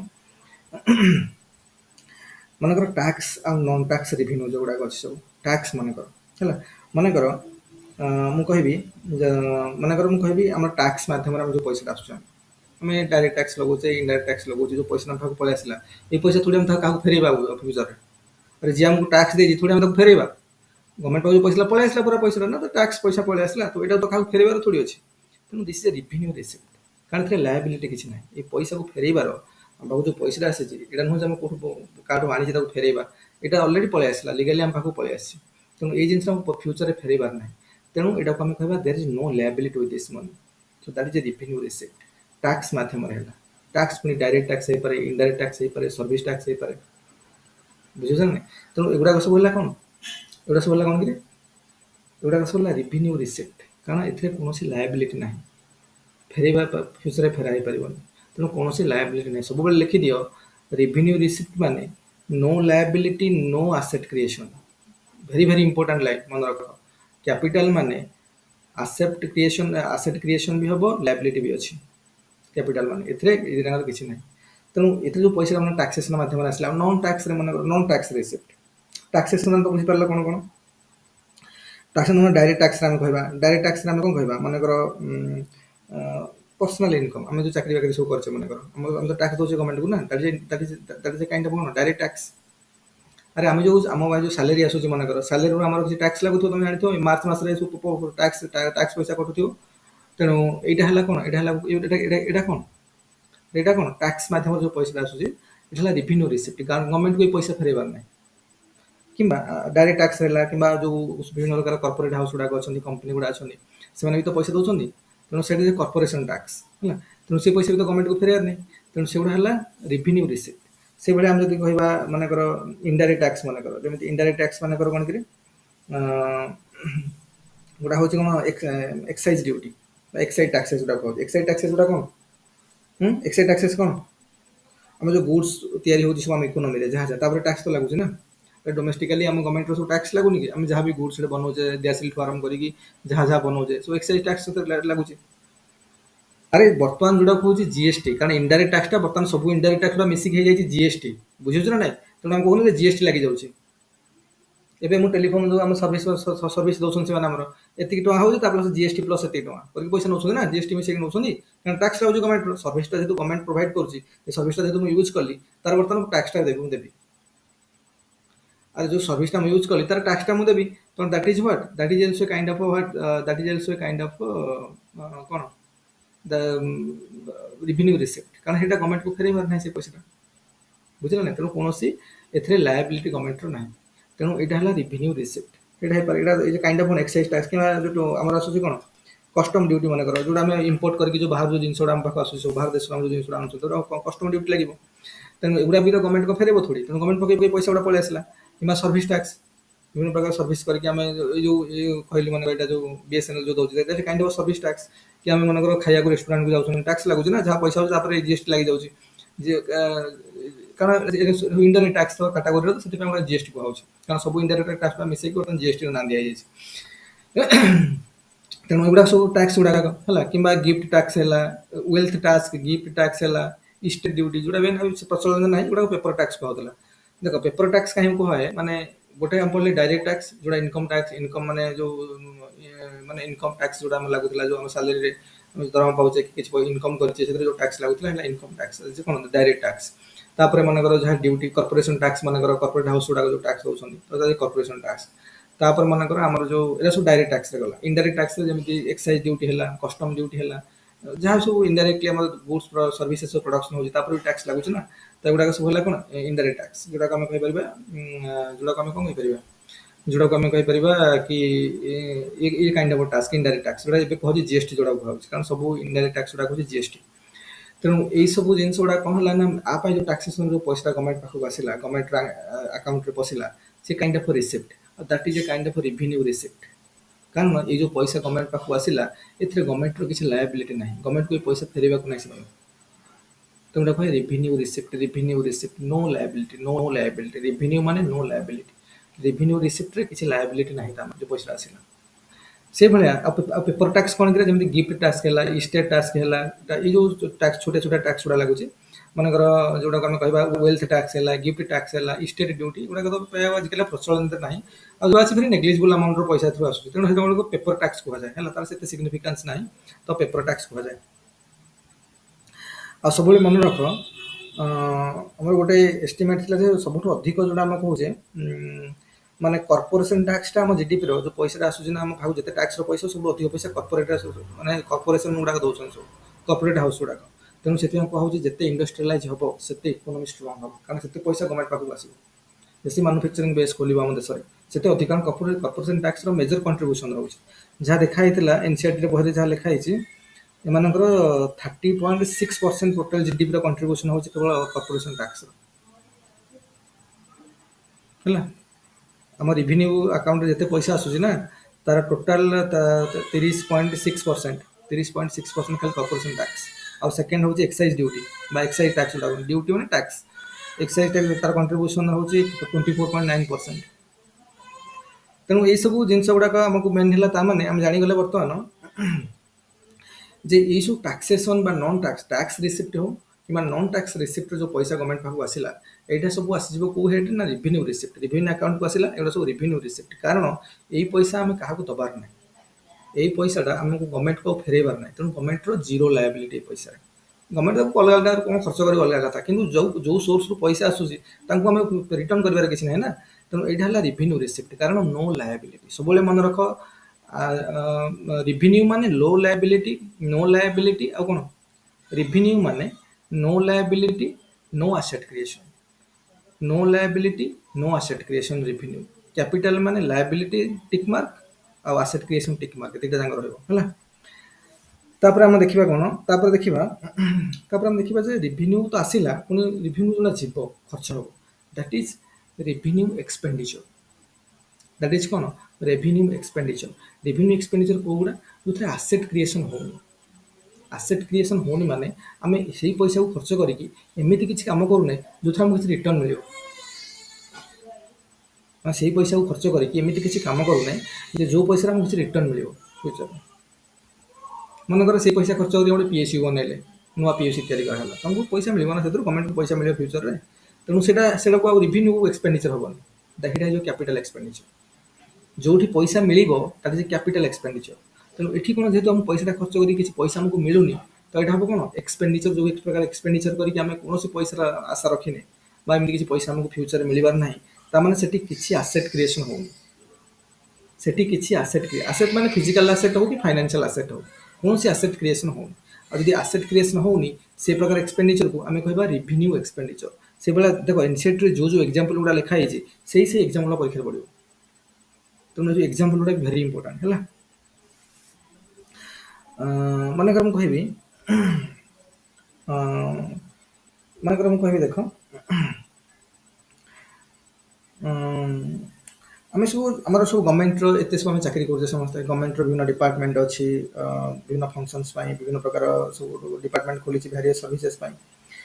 तो एमको सब सालेरी देवा पड़े ना गवर्नमेंट को सेक्रेटेरिएट बनी एत सब जिन बनी गवर्नमेंट एम्प्लॉई सब अच्छा तो सब सालेरी दिखाई ना कि जो पैसा सालेरी आकार दिखाई दिखाई आम थोड़ी से पैसा को खर्च करके जिन कर फ्यूचर पुणी पैसा मिल किसी मिलवार ना आमको से गवर्नमेंट सब सालेरी समस्त देदेला सब गवर्नमेंट एम्प्लॉई जो चाकरी कर समस्त सालेरी दिखाला कौट दब जो पैसा आसूस तो पाखक पैसा से तो दबा पड़े ना से पैसा बर्तमान सालेरी दिखाला जो सालेरीटा दिखाला समस्त थोड़ी आम फ्यूचर कौन रिटर्न मिल गवर्नमेंट को अरे फ्यूचर किसी रिटर्न आसबार नहीं पैसा जो ये पर्टिकुलर पैसा खर्च कराई किसी रिटर्न आसबनी तुम कह अच्छा सर जो एजुकेशन मन जो टीचर मैंने अच्छा तो एजुकेशन तो पिला दिखाऊे पिला तो बड़ होगी कंट्रीब्यूट करेंगे से समथिंग डिफरेंट कि पर्टिकुलर ये जो पैसा खर्च कराऊँ कारण आम बर्तमान इकोनोमिक्स पढ़ुं ये आम पॉलिटी पढ़ुना बुझे इकोनोमिक्स पढ़ुं मैंने आम जो पैसा खर्च जोटा पठाऊे से पैसा कौन है से रिटर्न बर्तमान समय मिलूनी तेणु यहीटार कौन है ना यहाँ मुझे कहवा ये काइंड ऑफ रेवेन्यू एक्सपेंडिचर किंबा मनकर मुझे कहबी आम गोटे डेप्ट कोट कर धार आनी कौट पैसा गवर्नमेंट कौट बोरो करके आनी फरेन कंट्री की काठ बोरो करके आरबीआई रु कि जेको कमर्शियल बैंक रु बोरो करके आनी पैसा बोरो करके आनी इंटरेस्ट दब ना नहीं आ इंटरेस्ट दब माने से इंटरेस्ट जो पैसा से देला थोड़ी कि फ्यूचर आमको किसी एसेट क्रिएशन करुँच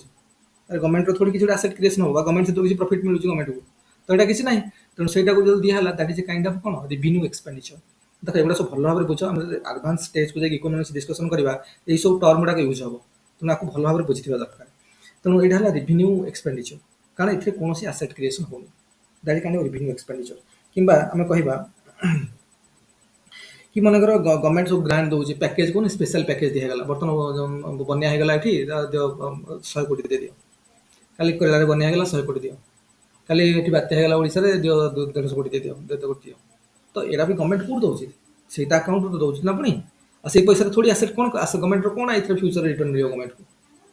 ये पैसा खर्च कला गवर्नमेंट बर्तमान आमको 150 कोटी देला फनी हो जाता कि बर्तमान बात्या होगा आम स्टेट में आमको 150 कोटी टकर सहायता मिलगला 150 कोटी टका जो गवर्नमेंट खर्च कला ये गवर्नमेंट को कौन मिलला किसी मिलबार ना तेणु यहाँ जो खर्चटा है यहाँ को आम कह रेवेन्यू एक्सपेंडिचर कारण ये पैसा खर्च होगी कौन प्रकार एसेट क्रिएशन होनी ना फिजिकली ना फाइनेंशियल कौन प्रकार एसेट क्रिएशन होनी तेणु यहाँ को आम कह रेवेन्यू एक्सपेंडिचर है कि आम कह गोटे कथा हो पाए मनकर आमको पैसा मिलगला भेरी भेरी इंपोर्टेंट एत डेप्थ जाए ओपीएससी वाला पचार ना मुझे कहीदे देख मनकर गोटे स्टेट गवर्नमेंट को पैसा मिलला मनकर ओडिशा स्टेट को सेंट्रल गवर्नमेंट पैसा बर्तमान दिगला गोटे स्पेशल पैकेज मिलला स्पेशल पैकेज कौन 200 कोटी टकर स्पेशल पैकेज मिलला इकोनोमी रे नॉन वायबिलिटी अच्छी फेम फेम पड़ जाइए कौन प्रोब्लेम है गोटे ग्रांट दियो ग्रांट माने से पैसा हमको फेरबार ना ग्रांट जो मिलला मन गवर्नमेंट आम ओडिशा गवर्नमेंट को पैसा फेरला ग्रांट देला माने गोटे सहायता कला साहाଯ୍य देदेला आउ से पैसा तुमको फेरबार तेणु मन 200 कोटी टका दिहला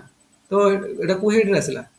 रेवेन्यू एक्सपेंडिचर किंतु ओडिशा गवर्नमेंट कौन कर 200 कोटी लगे काली सब इरिगेशन फैसिलिटी बनइब कह सब एल आई पॉइंट बर्तमान जिते सब अच्छी स्टेट बर्तमान जो एरिया आम इरिगेशन प्रोब्लेम्स अच्छी ना सब बना जाऊ एल आई पॉइंट बना सब लिफ्ट इरिगेशन बना सब पॉइंट जाए और लिफ्ट इरिगेशन गोटे कौन गोटे हूँ कैपिटल प्रोजेक्ट कारण से प्रोजेक्ट जो फिजी आसेट क्रिएशन हम और जब लिफ्ट इरिगेशन गोटे बनाला लिफ्ट इरिगेशन जो जलसेचन होती तो पुणी किसी प्रॉफिट हम ना किसी एग्रीकल्चर है किसी है तो से प्रॉफिट मिलला ना तेणु कथा है से जो प्रोजेक्ट गुड़ा बनला इरिगेशन प्रोजेक्ट गोटे डैम बनी मनकर डैम जो बना होची तार फिजिकल फिजिकल आसेट कारण से आसेट क्रिएशन है से प्रॉफिट आसो फ्यूचर गवर्नमेंट पाखक किसी एक्टिविटीज हम से एक्टिविटीज है इकोनोमिक एक्टिविटीज निहाती हम और डैम बसीगला मनकर एग्रीकल्चर एक्टिविटीज लोक एग्रीकल्चर कले विभिन्न स्केल कल्टिवेशन सब है से गुड़ाक तो पुणी है तार पुणी तो तार प्रॉफिट तो गवर्नमेंट पाखक आसो ना तेणु कथा है जदि आसेट क्रिएशन होगा कि आम तो ग्रांट रे आनी ओडिशा सरकार ग्रांट रे आनी किंतु निजे आसेट क्रिएशन कला कैपिटल एक्सपेंडिचर कला एडी आनी कैपिटल एक्सपेंडिचर कला तुमको बस तो कैपिटल अल्टीमेट तो कैपिटल एक्सपेंडिचर है यहाँ को हेड रे हिसाब हम सेठी जो गवर्नमेंट यूनियन गवर्नमेंट जो देती से पैसा रेवेन्यू एक्सपेंडिचर ही जाइए तेणु दैट इज रेवेन्यू एक्सपेंडिचर रहा कि एम स्टेट लेवल जो करेन्ट माने रेवेन्यू अकाउंट कैपिटल अकाउंट एम जो हिसाब करेंगे एम कैपिटल अकाउंट रखिपारे से जिन कि आम यूनियन गवर्नमेंट जो हिसाबटा हम सेठी कौन रेवेन्यू रिसिप्ट रेवेन्यू एक्सपेंडिचर जीव एटी आसेट क्रिएशन है भी से ग्रांट रे देते किसी मिलूनी प्रॉफिट स्टेट गवर्नमेंट को मिल यूनियन गवर्नमेंट को किसी मिलूनी तेणु से हेड रे कौन रहा से हेड रे कौन ना रेवेन्यू रेवेन्यू एक्सपेंडिचर फॉर मन रख बेले कन्फ्यूज पे जाती ना अल्टीमेटली आसेट क्रिएशन है बोधे कैपिटल अकाउंट को पड़े ना दैट इज रेवेन्यू एक्सपेंडिचर है ये सब तापर आउ गोटे कथा होचे जे आउ जो एक्सपेंडिचर बुझा पड़गला आउ मनकर आउ गोटे कौन कहवा मनकर ग्रांट कथा कहली कि एमती सब जो थे कि आमको कहार उद्देश्य है कहबार उद्देश्य है जे जो थे आसेट क्रिएशन होनी आम बुझिले कि जो थे आसेट क्रिएशन होनी जो आसेट क्रिएशन होनी से कौन हम जो आसेट क्रिएशन होनी से हम कौन करें हम रेवेन्यू एक्सपेंडिचर है एनसीईआरटी को भल भाव में पढ़ी सब माने पूरा चोबई दब पूरा खाली एनसीईआरटी चार 500 चैप्टर को ये आम बेसिक अंडरस्टैंडिंग पूरा तापर एडवांस जिन पढ़ा तेणु ये है कौन ता माने मन रख जो लायबिलिटी ना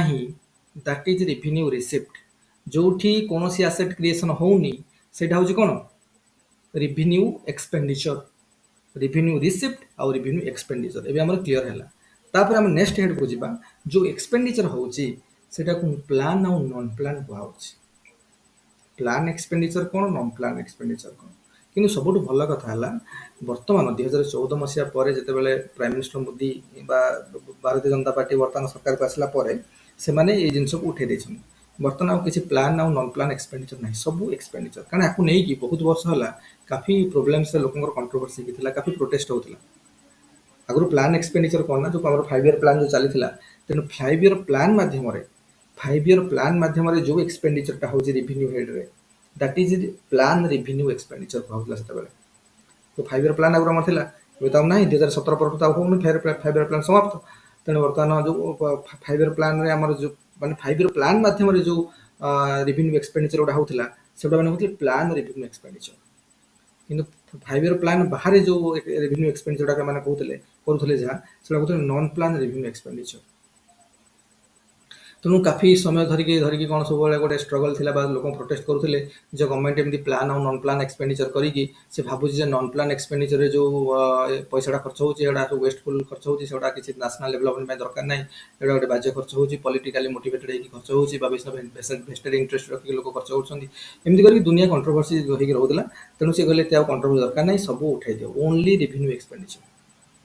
प्लान नॉन प्लान किसी ना प्लान तो ना कौन अभी तो 5 ईयर प्लान थोड़ी चलती है तेणु किसी प्लान प्लान किसी ना बर्तमान सब होगा कौन रेवेन्यू एक्सपेंडिचर ବୁଝିହେଲା? କିନ୍ତୁ ଆମର ଯେହେତୁ ଏନସିଆରଟି ବହି ତ ପୁରୁଣା ଆଗରୁ ଲେଖା ହେଇଛି ବୋଧେ ଏବେ ନୂଆ ଏନସିଆରଟିରେ ଚେଞ୍ଜ କଲେ ନାହିଁ କି ଜିନିଷ ଚେଞ୍ଜ କରିନାହାନ୍ତି। ତେଣୁ ଆଗରୁ ଯେହେତୁ ପୁରୁଣା ଲେଖା ହେଇଯାଇଥିଲା ସେ ପ୍ଲାନ୍ ଅନପ୍ଲାନ୍ ହେଇକି ଅଛି। ତେଣୁ ବର୍ତ୍ତମାନ ଆମର ସବୁ ଜିନିଷ ଗୁଡ଼ା ହେଇଗଲା କ'ଣ ଏକ୍ସପେଣ୍ଡିଚର କେବଳ ରେଭିନ୍ୟୁ ଏକ୍ସପେଣ୍ଡିଚର ଆଉ ପ୍ଲାନ୍ ନନ୍ ପ୍ଲାନ୍ କିଛି ନାହିଁ ହେଲା। ଆଉ ଯଦି ପ୍ଲାନ୍ ନନ୍ ପ୍ଲାନ୍ ପଡ଼ିବ କ'ଣ 5 ଇୟର ପ୍ଲାନ୍ ମାଧ୍ୟମରେ ଯେଉଁ ରେଭିନ୍ୟୁ ଏକ୍ସପେଣ୍ଡିଚର ହେଉଥିଲା ଯେ ପ୍ଲାନ୍ ରେଭିନ୍ୟୁ ଏକ୍ସପେଣ୍ଡିଚର ଆଉ 5 ଇୟର ପ୍ଲାନ୍ରେ ମେନସନ୍ ନଥାଏ କି ବାହାରେ ଗଭର୍ଣ୍ଣମେଣ୍ଟ ଯେଉଁ ନିଜର ମାନେ ଇଚ୍ଛା ଅନୁସାରେ ଯେଉଁଟା ରିକ୍ୱାରମେଣ୍ଟ ଅନୁସାରେ କରୁଥିଲେ that is non plan revenue expenditure. କିନ୍ତୁ ସେ ଜିନିଷ ନାହିଁ ଆମେ ସବୁ ଜିନିଷ ବର୍ତ୍ତମାନ ଗୋଟେ ପଢ଼ିବା ସବୁ ହେଲା ରେଭିନ୍ୟୁ ଏକ୍ସପେଣ୍ଡିଚର ହେଲା। ଇଏ ସବୁ ଗଲା ଗୋଟେ ପ୍ରକାର। ବର୍ତ୍ତମାନ ଆମେ ଦେଖିବା ଯେ କ୍ୟାପିଟାଲ ଆକାଉଣ୍ଟ କ'ଣ। ବର୍ତ୍ତମାନ ଆମକୁ ରେଭିନ୍ୟୁ ଆକାଉଣ୍ଟ କ୍ଲିୟର ହେଲା। ରେଭିନ୍ୟୁ ଆକାଉଣ୍ଟ ମାନେ no liability, no asset creation. Revenue receipt, no liability. Revenue expenditure, no asset creation. ବୁଝା ପଡ଼ିଲା? ଏତିକି ଆମେ କ୍ଲିୟର ହେଇଗଲା। ନେକ୍ସଟ ଆସିଲା କ୍ୟାପିଟାଲ ଆକାଉଣ୍ଟ ହେଲା। କ୍ୟାପିଟାଲ ଆକାଉଣ୍ଟ କ'ଣ? ଦେଖ କ୍ୟାପିଟାଲ ଆକାଉଣ୍ଟ ହେଲା କ୍ୟାପିଟାଲ ଆକାଉଣ୍ଟ ବି ସେଇଭଳିଆ ଆମର ଯେଉଁ ଟୋଟାଲ ପଇସାଟା ଆମ ପାଖକୁ ଆସୁଛି ତାକୁ ଆମେ ଦୁଇଟା ଆକାଉଣ୍ଟ କରିଛନ୍ତି। ଗୋଟେ ହେଲା ରିଭିନ୍ୟୁ ଆକାଉଣ୍ଟ ଆଉ ଗୋଟେ ହେଲା କ୍ୟାପିଟାଲ ଆକାଉଣ୍ଟ। ରିଭିନ୍ୟୁ ଆକାଉଣ୍ଟ ବି ଆମେ ପଢ଼ି ସାରିଲେ। ବର୍ତ୍ତମାନ ଦେଖିବା କ୍ୟାପିଟାଲ ଆକାଉଣ୍ଟ। ବର୍ତ୍ତମାନ ଆମର ଆସିଲା କ୍ୟାପିଟାଲ ଆକାଉଣ୍ଟ ହେଲା। କ୍ୟାପିଟାଲ ଆକାଉଣ୍ଟରେ କ'ଣ ହେଲା ଦେଖ କ୍ୟାପିଟାଲ ଆକାଉଣ୍ଟରେ କ'ଣ ହେଇଛି କ୍ୟାପିଟାଲ ଆକାଉଣ୍ଟ ହେଉଛି ସେଇଭଳିଆ ଏଠି କ'ଣ ମାନେ ମୁଁ କହିଲି କ୍ୟାପିଟାଲ ଆକାଉଣ୍ଟ ମାନେ ଲାୟାବିଲିଟି ବି ଅଛି ଆସେଟ୍ କ୍ରିଏସନ୍ ବି ହେଉଛି। ଲାୟାବିଲିଟି ବି ଅଛି ଆସେଟ୍ କ୍ରିଏସନ୍ ବି ହେଉଛି। ତାମାନେ ଆମେ ପ୍ରଥମେ ପଢ଼ିବା କ୍ୟାପିଟାଲ ରିସିପ୍ଟ କ'ଣ। କ୍ୟାପିଟାଲ ସେଇଟା ଯେମିତି ରିଭିନ୍ୟୁ ରିସିପ୍ଟ ରିଭିନ୍ୟୁ ଏକ୍ସପେଣ୍ଡିଚର ଏଟା ସେମିତି କ୍ୟାପିଟାଲ ରିସିପ୍ଟ ଆଉ କ୍ୟାପିଟାଲ ଏକ୍ସପେଣ୍ଡିଚର। କ୍ୟାପିଟାଲ ରିସିପ୍ଟ କ'ଣ? କ୍ୟାପିଟାଲ ରିସିପ୍ଟ ମାନେ ସେଇ ସବୁ ପଇସା ଯାହା ଆମ ଆକାଉଣ୍ଟକୁ ଆସୁଛି ଯେଉଁଥିରେ ଲାୟାବିଲିଟି ଅଛି। ତାମାନେ ଫ୍ୟୁଚର ଡେଟ୍ରେ ଆମକୁ ସେ ପଇସା ରିଟର୍ନ କରିବା ସେଇଟା ଆମକୁ ଫ୍ରିଲି ମିଳିନି। ସେଇଟା କି ଆମକୁ ଗ୍ରାଣ୍ଡରେ ଦେଇଦେଇନି କି ଏମିତି ପଇସାଟା ଦେଇଦେଇନି। ତାମାନେ ଆମେ ପଇସାଟା ଯେଉଁ ଆଣିଛନ୍ତି ସେଇଟା ଆମେ ଫ୍ୟୁଚର କୌଣସି ଡେଟ୍ରେ ତାକୁ ରିଟର୍ନ ହିଁ କରିବା। ତାମାନେ ଏଇଟା ଲାୟାବିଲିଟି ଅଛି ଆମର ଏଇସବୁ ପଇସାରେ। ତେଣୁ ଏ ପ୍ରକାର ଯେଉଁ ଲାୟାବିଲିଟି ରହିଛି ବୋଲି ଆକୁ ଆମେ କହିବା କ୍ୟାପିଟାଲ ରିସିପ୍ଟ। କ୍ୟାପିଟାଲ ରିସିପ୍ଟ ସେଇଭଳିଆ କ'ଣ କ'ଣ ଏକ୍ଜାମ୍ପଲ୍ ଭେରି ଇମ୍ପୋର୍ଟାଣ୍ଟ। ଏକ୍ଜାମ୍ପଲ୍ ମନେକର ଦେଖିବା। ଏକ୍ଜାମ୍ପଲ୍ରେ ଆମେ ଦେଖିବା କ'ଣ କ'ଣ ମନେକର ଗଭର୍ଣ୍ଣମେଣ୍ଟ ପବ୍ଲିକ୍ ବୋରୋଇଂ କରିଛି ହେଲା। ମାର୍କେଟ ବୋରୋଇଂ କରିଛି ପବ୍ଲିକଙ୍କଠୁ। ଆମେ ଯେଉଁ ମନେକର ପବ୍ଲିକ୍ ବୋରୋଇଂ ମାନେ କ'ଣ ମାର୍କେଟ ବୋରୋଇଂ କ'ଣ ମାନେ କ'ଣ ଯେଉଁଟା ଗଭର୍ଣ୍ଣମେଣ୍ଟ ନିଜର ବଣ୍ଡ ବିକ୍ରିକି ବା ସେ ମାନେ ଟ୍ରେଜେରୀ ବିଲ୍ ବିକିକି ବା ଦେଇକି ଲୋକଙ୍କୁ ଯେଉଁ ପଇସାଟା ଆଣେ ଲୋକ ଟ୍ରେଜେରୀ ବିଲ୍ କିଣିକି ପଇସା ଦେବେ। ଏ ଯେଉଁ ପଇସାଟା ଆସେ ସେଇଟା ଅବশ্যଇ ଆରବିଆଇ ଥ୍ରୋରେ ହେବ କିନ୍ତୁ ଗଭର୍ଣ୍ଣମେଣ୍ଟ ପାଖକୁ ତ ପଇସା ଯିବ ନା। ତ ଗଭର୍ଣ୍ଣମେଣ୍ଟ ଯେଉଁ ପଇସାଟା ଆସେ ତାମାନେ ସେଇଟାକୁ ମାନେ ସେ ଯେଉଁ ପଇସାଟା ଆଣିଲା ଗଭର୍ଣ୍ଣମେଣ୍ଟ ସେଇଟା ଥୋଡ଼ି ଫେରେଇବନି ତାଙ୍କୁ। କାରଣ ଯେଉଁ ଲୋକ ଟ୍ରେଜେରୀ ବିଲ୍ କିଣିକି ନେଇଛନ୍ତି ବା ଯେଉଁ ଲୋକ ସବୁ ଗଭର୍ଣ୍ଣମେଣ୍ଟର ବଣ୍ଡ ଗୁଡ଼ା କିଣିକି ନେଇଛନ୍ତି ସେମାନେ ତ ପୁଣି ଫ୍ୟୁଚର ଡେଟ୍ରେ ତା ପଇସା ପାଇବେ ବୋଲି ନେଇଛନ୍ତି ନା ଦେଇଦେଲେ କାହାକୁ ଗଭର୍ଣ୍ଣମେଣ୍ଟ ଫେରେଇବନି। ତ ଗଭର୍ଣ୍ଣମେଣ୍ଟ ଫେରେଇବ କାରଣ ସେଇ ଯେଉଁ ମାଧ୍ୟମରେ ଯେଉଁ ପଇସାଟା ଗଭର୍ଣ୍ଣମେଣ୍ଟ ପାଖକୁ ଆସିଲା ସେଇଟାକୁ ଆମେ କହିବା ମାର୍କେଟ ବୋରୋଇଂ। ଯେଉଁଟା ପବ୍ଲିକ୍ ଠୁ ଲୋକଙ୍କଠୁ ବରୋ କରିକି ଗଭର୍ଣ୍ଣମେଣ୍ଟ ଆଣୁଛି ଦ୍ୟାଟ୍ ଇଜ୍ ମାର୍କେଟ ବୋରୋଇଂ। ଇକୋନୋମିକ୍ସ ସେଇଟା କହୁଛି ମାର୍କେଟ ବୋରୋଇଂ। ଆଉ ସେଇ ମାର୍କେଟ ବୋରୋଇଂ ପାଇଁ ଯେଉଁ ପଇସାଟା ଗଭର୍ଣ୍ଣମେଣ୍ଟ ପାଖକୁ ଆସିଛି ସେଥିରେ ଲାୟାବିଲିଟି ଅଛି କାରଣ ଗଭର୍ଣ୍ଣମେଣ୍ଟ ପଇସା ଗୋଟେ ଫ୍ୟୁଚର ଡେଟ୍ରେ ଫେରେଇବ ସେମାନଙ୍କୁ। ବୁଝିଲା କି ନାହିଁ? ଯେହେତୁ ଲାୟାବିଲିଟି ଅଛି ଏଥିରେ ଗଭର୍ଣ୍ଣମେଣ୍ଟର ଏଇଟା ହେଲା କ୍ୟାପିଟାଲ ରିସିପ୍ଟ। ଏଟାକୁ ଆମେ କ'ଣ କହିବା କ୍ୟାପିଟାଲ ରିସିପ୍ଟ। ସେଇଭଳିଆ ଆଉ ଗୋଟେ ଏକ୍ଜାମ୍ପଲ୍ ଯଦି ମୁଁ କହିବି ମନେକର ଗଭର୍ଣ୍ଣମେଣ୍ଟ ବି ରିଜର୍ଭ ବ୍ୟାଙ୍କରୁ କମର୍ସିଆଲ ବ୍ୟାଙ୍କରୁ ବି ଲୋନ୍ କରିପାରିବ। ଆଉ ରିଜର୍ଭ ବ୍ୟାଙ୍କରୁ ଯଦି ଲୋନ୍ କରିକି ଆଣିଲା କି କମର୍ସିଆଲ ବ୍ୟାଙ୍କରୁ ଲୋନ୍ କରିକି ଆଣିଲା ଗଭର୍ଣ୍ଣମେଣ୍ଟ ତ ସେ ଯେଉଁ ପଇସାଟା ଆସିବ ତାକୁ ତ ପୁଣି ଫେରେଇବ। ଆଉ ଯଦି ଲୋନ୍ କରିକି ଆଣିଲା ଗୋଟେ ପର୍ଟିକୁଲାର ଇଣ୍ଟରେଷ୍ଟ ରେଟ୍ରେ ଆଣିଲା ଆଉ ସେ ଇଣ୍ଟରେଷ୍ଟ ପୁଣି ଇଣ୍ଟରେଷ୍ଟ ରେଟ୍ ସହ ତାଙ୍କୁ ଫେରେଇବ ପୁଣି ରିଜର୍ଭ ବ୍ୟାଙ୍କକୁ ହଉ ବା ଷ୍ଟେଟ୍ ବ୍ୟାଙ୍କକୁ ହଉ ଏମାନଙ୍କୁ ପୁଣି ଫେରେଇବ। ଆଉ ଏମାନଙ୍କୁ ଯେଉଁ ଫେରେଇବ ଏଇଟା କ'ଣ କହିବା ଆମେ କାରଣ ଫେରେଇବ ନା ଲାୟାବିଲିଟି ରହିଗଲା। ଆଉ ଲାୟାବିଲିଟି ରହିଲା ମାନେ this is capital receipt. Capital receipt capital receipt ହେଲା। କିମ୍ବା ଆମେ କହିବା ମନେକର ଆଉ ଗୋଟେ କଥା ମନେକର ମୁଁ କହିବି ଯେ ଖାଲି ତ ଗଭର୍ଣ୍ଣମେଣ୍ଟ କମର୍ସିଆଲ ମନେକର ଆମର କୌଣସି ବାହାର କଣ୍ଟ୍ରିରୁ ଆମେ ଲୋନ୍ ଆଣିଲେ ୟୁଏସ୍ଏ କି ୟୁରୋପିଆନ୍ କଣ୍ଟ୍ରି କି କିଏ ବି ଆମକୁ ଲୋନ୍ ଦେଲା ବୁଝୁଛ ନା। ଆଉ ଯଦି ଲୋନ୍ ଦେଲା କି କୌଣସି ଯେଉଁ ଇଣ୍ଟରନ୍ୟାସନାଲ ଅର୍ଗାନାଇଜେସନ ଗୁଡ଼ାକ ହେଲା IMF ହେଲା ୱାର୍ଲଡ ବ୍ୟାଙ୍କ ହେଲା ମାନେ ଆମକୁ ଲୋନ୍ ଦେଲେ କି AIIB ହେଲା AIB ଆମର କିମ୍ବା ନହେଲେ ଆମର କ'ଣ ଯେଉଁ ଏସିଆନ୍ ଡେଭଲପମେଣ୍ଟ ବ୍ୟାଙ୍କ ADB ଏମାନେ କିଏ ବି ଯେଉଁ ଇଣ୍ଟରନ୍ୟାସନାଲ ଅର୍ଗାନାଇଜେସନ ଗୁଡ଼ାକ ଆମର ଅଛି ସେଠୁ ବି ଯଦି ଲୋନ୍ ଆଣିଲେ ପଇସା ବି ଆଣିଲେ ତାଙ୍କୁ ତ ପୁଣି ଫେରେଇବା ଇଣ୍ଟରେଷ୍ଟ ସହିତ ଫେରେଇବା। ତେଣୁ ଏଗୁଡ଼ାକ ସବୁ ହେବ କ'ଣ revenue capital receipt. Capital receipt କାରଣ ଲାୟାବିଲିଟି ଗଭର୍ଣ୍ଣମେଣ୍ଟର ଏଥିରେ ରହିଲା। ଏଥର ଗଭର୍ଣ୍ଣମେଣ୍ଟର ଯେହେତୁ ଲାୟାବିଲିଟି ଅଛି ଗଭର୍ଣ୍ଣମେଣ୍ଟ ଯଦି ଫ୍ୟୁଚର ଡେଟ୍ରେ ଏଗୁଡ଼ା ସବୁ ଫେରେଇବ ଏଗୁଡ଼ାକୁ ଆମେ କ'ଣ କହିପାରିବା capital receipt. Capital receipt got it. ସେଇଭଳିଆ ମନେକର ମୁଁ କହିବି ଯେ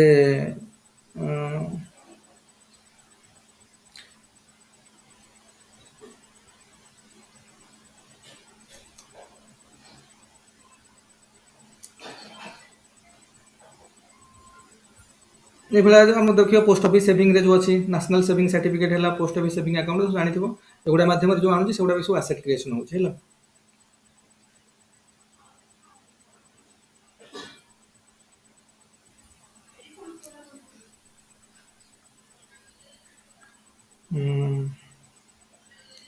କିମ୍ବା ଆମେ ଯେଉଁ ଡିସ୍ଇନଭେଷ୍ଟମେଣ୍ଟ ହେଉଛି ମନେକର ପିଏସ୍ସି ଗୁଡ଼ାକର ଡିସ୍ଇନଭେଷ୍ଟମେଣ୍ଟ ହେବ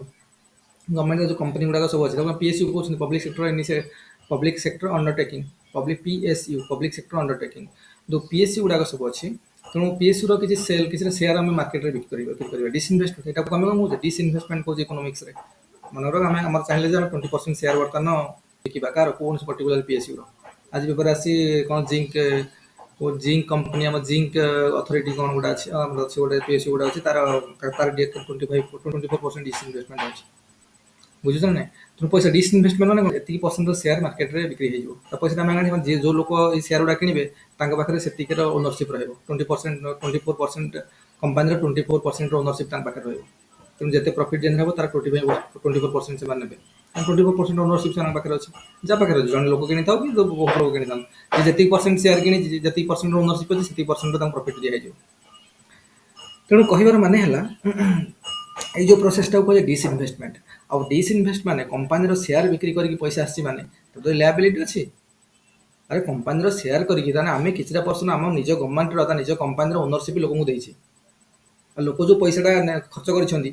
ସେ ପୁଣି ପଇସାଟା ପାଇଁ ପ୍ରଫିଟ୍ରେ ଖର୍ଚ୍ଚ କରୁଛି ନା ମନ ଇଚ୍ଛା ଦେଇଦେଇଛି ନା ଗଭର୍ଣ୍ଣମେଣ୍ଟ ତାର କିଛି ନାହିଁ ତାର ତ ଗଭର୍ଣ୍ଣମେଣ୍ଟର ଲାୟାବିଲିଟି ଅଛି। ତେଣୁ ଏଇଟାକୁ ଆମେ କ'ଣ କହିବା ଏଇ ପ୍ରକାର ଏଇ ରିସିପ୍ଟକୁ କ'ଣ କହିବା କ୍ୟାପିଟାଲ ରିସିପ୍ଟ ହେଲା। ତାହେଲେ କ୍ୟାପିଟାଲ ରିସିପ୍ଟର ମାନେ ହେଲା ଯେଉଁଥିରେ ଲାୟାବିଲିଟି ଅଛି ଗଭର୍ଣ୍ଣମେଣ୍ଟକୁ ଯେଉଁ ପଇସାରେ ଫେରାଇବାର ଅଛି ଫ୍ୟୁଚର ଡେଟ୍ରେ ବୁଝୁଛ ନା ସେଇଟା ହେଲା ଲାୟାବିଲିଟି। ତା ମାନେ ଆମର ଯଦି ଲାୟାବିଲିଟି ଅଛି ତାହେଲେ ଲାୟାବିଲିଟି ରଖିକି ଯଦି ଆମେ କିଛିଟା ପଇସା ରିସିଭ୍ କରୁଛନ୍ତି ସେଇଟାକୁ ଆମେ କ'ଣ କହିବା କ୍ୟାପିଟାଲ ରିସିପ୍ଟ। ସେଭଳିଆ କ୍ୟାପିଟାଲ ଏକ୍ସପେଣ୍ଡିଚର ହେଲା ସେଇ ସବୁ ଏକ୍ସପେଣ୍ଡିଚର ଯେଉଁଥିରେ ଆସେଟ୍ କ୍ରିଏସନ୍ ହେବ। ଆସେଟ୍ କ୍ରିଏସନ୍ ମାନେ ଫିଜିକାଲ ଆସେଟ୍ କ୍ରିଏସନ୍ ହଉ କି ଫାଇନାନ୍ସିଆଲ ଆସେଟ୍ କ୍ରିଏସନ୍ ହଉ ଆସେଟ୍ କ୍ରିଏସନ୍ କିନ୍ତୁ ହେଉଛି ଯଦି ଆସେଟ୍ କ୍ରିଏସନ୍ ହେଉଛି ତାହେଲେ ଆମେ ସେଟାକୁ କହିବା କ୍ୟାପିଟାଲ ଏକ୍ସପେଣ୍ଡିଚର। ଏକ୍ଜାମ୍ପଲ୍ କ'ଣ ଦେଖ ମନେକର ଆମେ ଗଭର୍ଣ୍ଣମେଣ୍ଟ କ'ଣ କଲା ନା ମନେକର ଗୋଟେ କୌଣସି ଲ୍ୟାଣ୍ଡ ଆକ୍ୱିଜିସନ୍ ହେଲା କାଲି ଗଭର୍ଣ୍ଣମେଣ୍ଟର ବର୍ତ୍ତମାନ ଏୟାରପୋର୍ଟ ବନିବାର ଅଛି ହେଲା କାଲି କହିବ ଯେ ଏରିଆରେ ଗୋଟେ ଏୟାରପୋର୍ଟ ବନିବ ଲ୍ୟାଣ୍ଡ ଆକ୍ୱିଜିସନ୍ ହେବ ସବୁ ଲ୍ୟାଣ୍ଡ ଆକ୍ୱିଜିସନ୍ ଦରକାର ନା ମନ ଇଚ୍ଛା ହେଇଯିବ କି ଜାଗା କୋଉଠୁ ଆସିବ ତେଣୁ ଯେତେ ପ୍ରାଇଭେଟ୍ ପ୍ରପର୍ଟି ଥିବ ସେ ପାଖାପାଖି ଏରିଆରେ ସବୁ ଆକ୍ୱିଜିସନ୍ ହେବ ବର୍ତ୍ତମାନ ପଇସା ତାଙ୍କୁ ଦେଲେ ସବୁ ପଇସା ତାଙ୍କୁ ଦେବ ନା ନାହିଁ ଗଭର୍ଣ୍ଣମେଣ୍ଟ ଆଉ ଗଭର୍ଣ୍ଣମେଣ୍ଟ ଯେଉଁ ପଇସାଟା ଦେଲା ତାଙ୍କୁ ଦେଲା କାରଣ ଏଠି ଲ୍ୟାଣ୍ଡ ଆକ୍ୱିଜିସନ୍ ହେଉଛି ପର୍ଟିକୁଲାର ଗୋଟେ କ'ଣ ପ୍ରୋଜେକ୍ଟ ହେବ ବୋଲି ତା ଗୋଟେ ଫିଜିକାଲ ଆସେଟ୍ କ୍ରିଏସନ୍ ହେବ ଏଠି ଗୋଟେ ଫିଜିକାଲ ଆସେଟ୍ କ୍ରିଏସନ୍ ହେଉଛି ସେଥିପାଇଁ ପଇସା ଲ୍ୟାଣ୍ଡ ଆକ୍ୱିଜିସନ୍ ହେଇଛି ତ ପଇସା ଦିଆହେଲା ତେଣୁ ଏଠି ଗୋଟେ ଆସେଟ୍ କ୍ରିଏସନ୍ ହେଲା ତା ମାନେ ଆଉ ଆସେଟ୍ କ୍ରିଏସନ୍ ହେଲା ମାନେ ଦ୍ୟାଟ୍ ଇଜ୍ କ୍ୟାପିଟାଲ ଏକ୍ସପେଣ୍ଡିଚର। ଏଇ ଯେଉଁ ଏକ୍ସପେଣ୍ଡିଚରଟା ହେଲା ଏଇଟା ଯିବ କେଉଁ ହେଡ଼୍ରେ କ୍ୟାପିଟାଲ ଏକ୍ସପେଣ୍ଡିଚରରେ ଯିବ ବୁଝିଲା। ତ ମନେକର କହିବା ଗୋଟେ ବିଲ୍ଡିଂ ବନେଇବ କି ମେସିନାରୀ କିଛି ଇକ୍ୱିପମେଣ୍ଟ ଯେଉଁ ଆମର ଡିଫେନ୍ସ ଇକ୍ୱିପମେଣ୍ଟ କିଣା ହେଉଛି କି ବିଭିନ୍ନ ଟାଇପ୍ର ଇକ୍ୱିପମେଣ୍ଟ କିଣା ହେଉଛି କି କାଲି ଆମର ଗୋଟେ ପିଏସ୍ୟୁ ପାଇଁ କାଲି ରାଉରକେଲା ଷ୍ଟିଲ୍ ପ୍ଲାଣ୍ଟରେ ଦରକାର କ'ଣ ବଡ଼ ମେସିନାରୀ ଦରକାର ତ କିଣା ହେଲା ତ ଇକୋନୋମିରେ ଗୋଟେ ଆସେଟ୍ କ୍ରିଏସନ୍ ହେଲା ଇକୋନୋମିରେ ଆମର ଗୋଟେ ଆସେଟ୍ କ୍ରିଏସନ୍ ହେଲା ସୋ ସେଇ ପ୍ରକାର ଆସେଟ୍ କ୍ରିଏସନ୍ ହେଲା ମାନେ ଗୋଟେ କ୍ୟାପିଟାଲ ଏକ୍ସପେଣ୍ଡିଚର ତାହେଲେ କ୍ୟାପିଟାଲ ଏକ୍ସପେଣ୍ଡିଚର କାରଣ ଏଇ ଏକ୍ସପେଣ୍ଡିଚର ଆମକୁ ପ୍ରଫିଟ୍ ମିଳିବ ଏଇ ଯେଉଁ ଏକ୍ସପେଣ୍ଡିଚର ଆମେ କରୁଛନ୍ତି ଏଇଟା ମାଗଣାରେ କରୁନାହାନ୍ତି ଆମକୁ ପ୍ରଫିଟ୍ ମିଳିବ ଏଇ ଜିନିଷ ଇନଭେଷ୍ଟମେଣ୍ଟ ହେଉଛି ବର୍ତ୍ତମାନ ଗଭର୍ଣ୍ଣମେଣ୍ଟର ତ ଯେଉଁଟା ଫ୍ୟୁଚର ଡେଟ୍ରେ ଆମକୁ କ'ଣ ମିଳିବ ପ୍ରଫିଟ୍ ମିଳିବ ତେଣୁ ଆସେଟ୍ଟା ସେଇଟା ଆମର ଗୋଟେ ତେଣୁ ଏଇ ପ୍ରକାର ଯେଉଁ ଆସେଟ୍ କ୍ରିଏସନ୍ ପାଇଁ ଆମେ ଯେଉଁ ଜିନିଷଟା ଖର୍ଚ୍ଚ କରୁଛନ୍ତି ସେଟାକୁ ଆମେ କହିବା କ୍ୟାପିଟାଲ ଏକ୍ସପେଣ୍ଡିଚର ହେଲା ଭେରି ଇମ୍ପୋର୍ଟାଣ୍ଟ ଲାଇନ୍ଟା ମନେ ରଖ ହେଲା। ତାପରେ ମନେକର ଏଇଭଳିଆ ଇନଭେଷ୍ଟମେଣ୍ଟଟା ସେୟାର ଇନଭେଷ୍ଟମେଣ୍ଟ କଲା ମାନେ ଫରେନ୍ ଗଭର୍ଣ୍ଣମେଣ୍ଟ ଯାଇକି କୌଣସି ସେୟାରରେ ଫରେନ୍ ଗଭର୍ଣ୍ଣମେଣ୍ଟର କି କେଉଁଠି ସେୟାର ଇନଭେଷ୍ଟମେଣ୍ଟ କରିବ ତ ସେଥିରୁ ଆମକୁ ପଇସା ମିଳିବ ନା ଯେଉଁ ଜିନିଷରେ ଆସେଟ୍ କ୍ରିଏସନ୍ ହେଉଛି ଏଇଟା ଫାଇନାନ୍ସିଆଲ ଆସେଟ୍ କ୍ରିଏସନ୍ ହେଉଛି କି ଆମକୁ କାହାକୁ ଆମେ ଲୋନ୍ ଦେଇଛୁ ମନେକର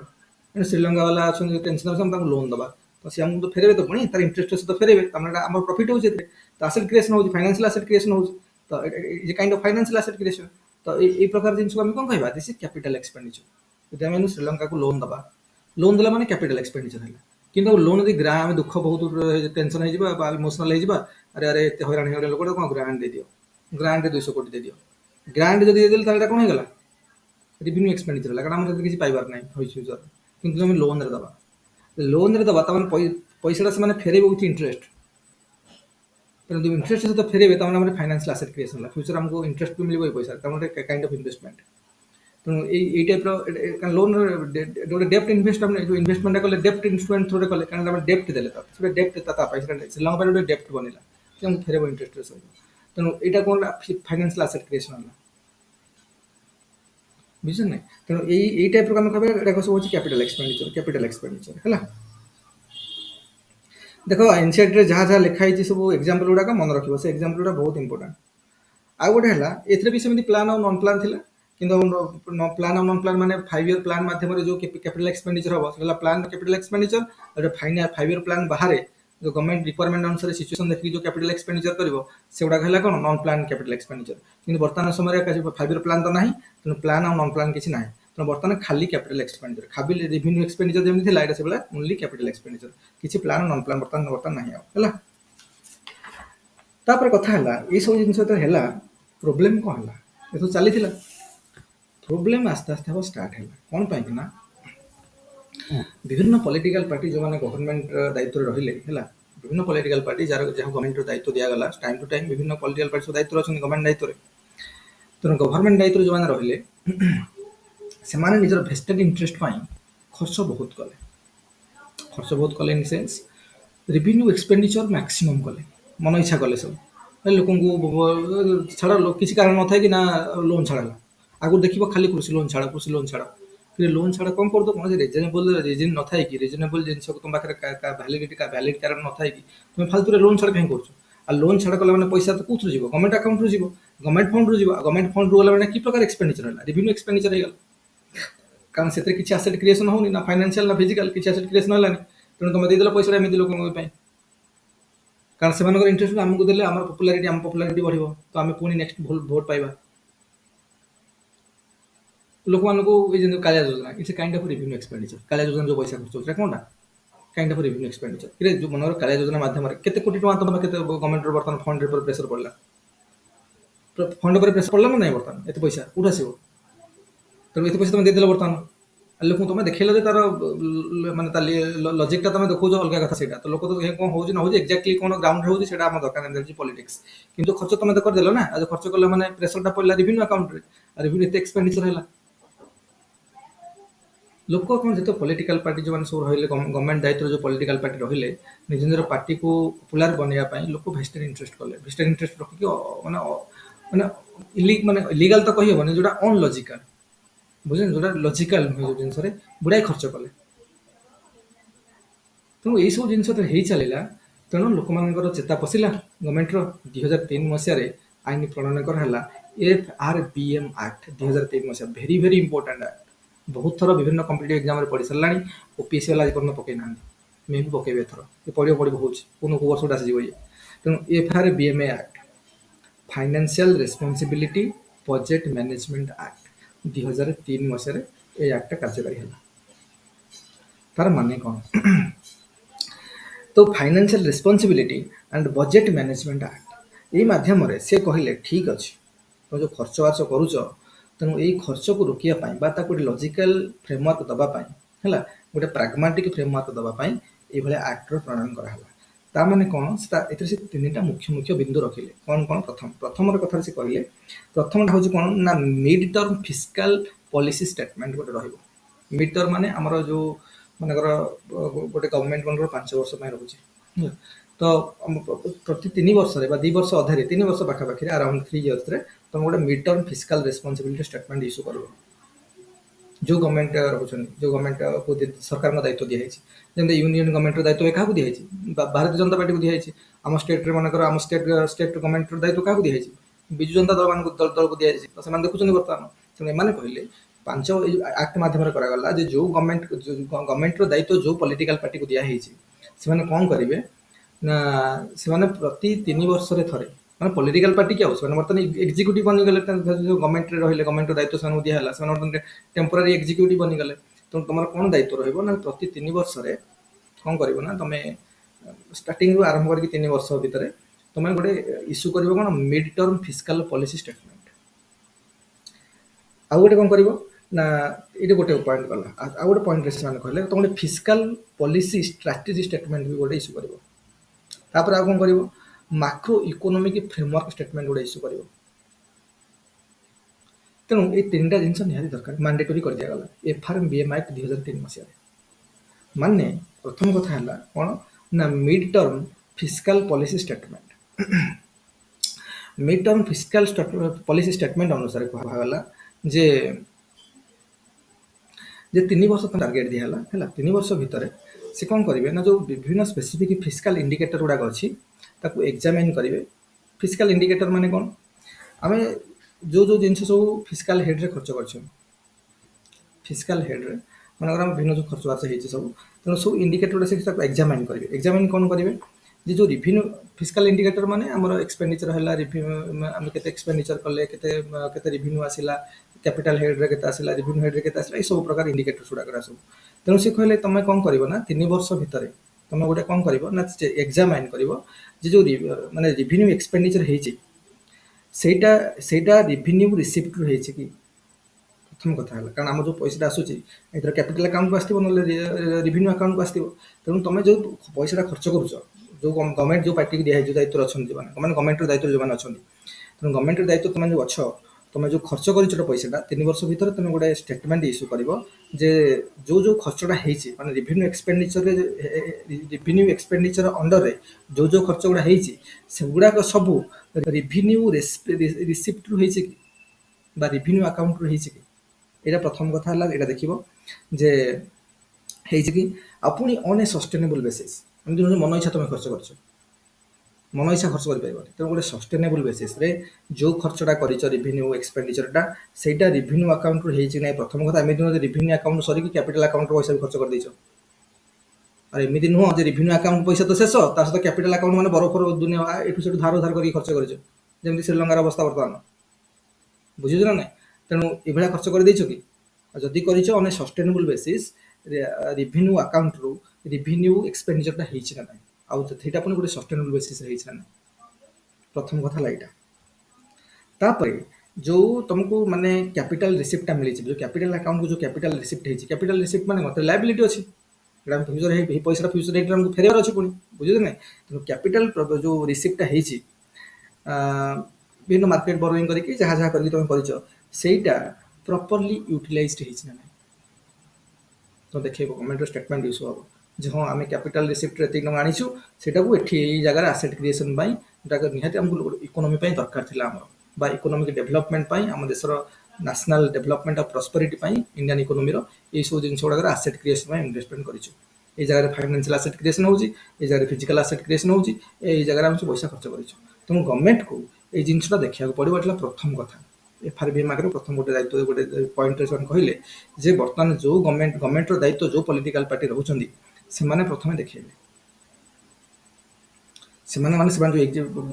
ଗଭର୍ଣ୍ଣମେଣ୍ଟ ଫର୍ମେସନ୍ କରିଛନ୍ତି ବା ଗଭର୍ଣ୍ଣମେଣ୍ଟ ଦାୟିତ୍ୱ ସେମାନଙ୍କୁ ଦିଆଯାଇଛି, ସେମାନେ ବର୍ତ୍ତମାନ ଦେଖେଇବେ ଯେ 3 ବର୍ଷ ଭିତରେ ଗୋଟେ ଇସ୍ୟୁ କରିବେ ଷ୍ଟେଟମେଣ୍ଟ, ଯେଉଁଟାକୁ ଆମେ କହିବା mid term fiscal policy statement. ଯେ ଯେଉଁ ରିଭିନ୍ୟୁ ଏକ୍ସପେଣ୍ଡିଚର ତୁମେ କରିଛ ସେଇଟା ରିଭିନ୍ୟୁ ଆକାଉଣ୍ଟରୁ କରିଛ ନା ନାହିଁ, ଆଉ ଅନ୍ ଏ ସଷ୍ଟେନେବଲ୍ ବେସିସ୍ରେ କରିଛ ନା ନାହିଁ। ପ୍ରଥମ କଥା ହେଲା ଏଇଟା।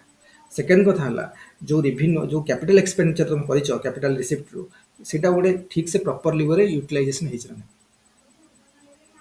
ଏଇଟା ତୁମେ ଷ୍ଟେଟମେଣ୍ଟ ଇସ୍ୟୁ କରିକି ଦେଖେଇବ ଲୋକଙ୍କୁ ମାନେ ଏଇଟା ଆମେ ସମସ୍ତେ ଜାଣିବା କଥା। ଯେହେତୁ ଆମେ ସମସ୍ତେ ଏତେ ଭଲ କାହାକୁ ଫାଇନାନ୍ସିଆଲ ନଲେଜ କାହାକୁ ନାହିଁ ସମସ୍ତଙ୍କୁ, ତେଣୁ ଯେଉଁ ଲୋକମାନେ ଜାଣୁଛନ୍ତି ସେମାନେ ଆଟଲିଷ୍ଟ ତ ଜାଣୁଛନ୍ତି, ମିଡ଼ିଆ ବାଲା ଇଏ ପିଲା କି ଯେଉଁ କିଛି ଲୋକ ଅଛନ୍ତି ମାନେ ଜାଣୁଛନ୍ତି ଏ ବିଷୟରେ, ତାଙ୍କୁ ଆଟଲିଷ୍ଟ ସେ ଲୋକ ତ ଜାଣିପାରୁଛନ୍ତି, ବାକି ତ ଲୋକଙ୍କୁ ଯାଏସ୍ ପଡ଼ୁନି। ତାପରେ ସେକେଣ୍ଡ ପଏଣ୍ଟ FRBM ଆକ୍ଟରେ କହିଲା 2003 ମସିହାରେ କୁହାହେଲା ଯେ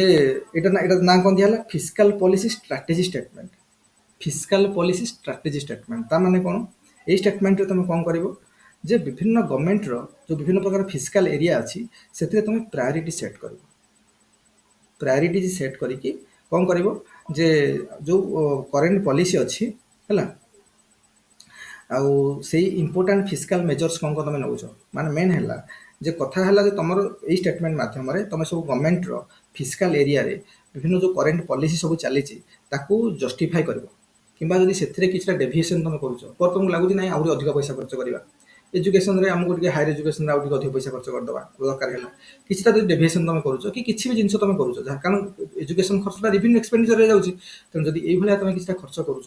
ହେଲା, ତ ତାର ପୁରା ଷ୍ଟ୍ରାଟେଜି ତୁମେ ଲୋକଙ୍କୁ ଜଣାଇବ।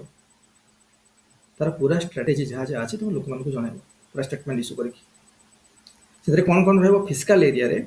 विभिन्न पॉलिसी को एग्जामाइन करके जदि से किसी डेविएसन करुच कि एक्सट्रा खर्च करने चाहूच तो से जिन पूरा तुम लोक जन स्टेटमेंट इश्यू करके जार ना मैंने कहले फिजिकाल पॉलिसी स्ट्राटेजी स्टेटमेंट मन मन इच्छा तुम चली मन लगे ना नहीं बर्तमान गोटे कम करवा आउ गोटे बर्तमान रिक्वायर पड़े बर्तमान से एरिया भोट आसुनी गोटे मेडिकल कॉलेज खोलो से गोटे तब जाकि इलेक्शन बेल कह पड़े मेडिकल कॉलेज खोलदेलु आम मेडिकल कॉलेज खोलदेलु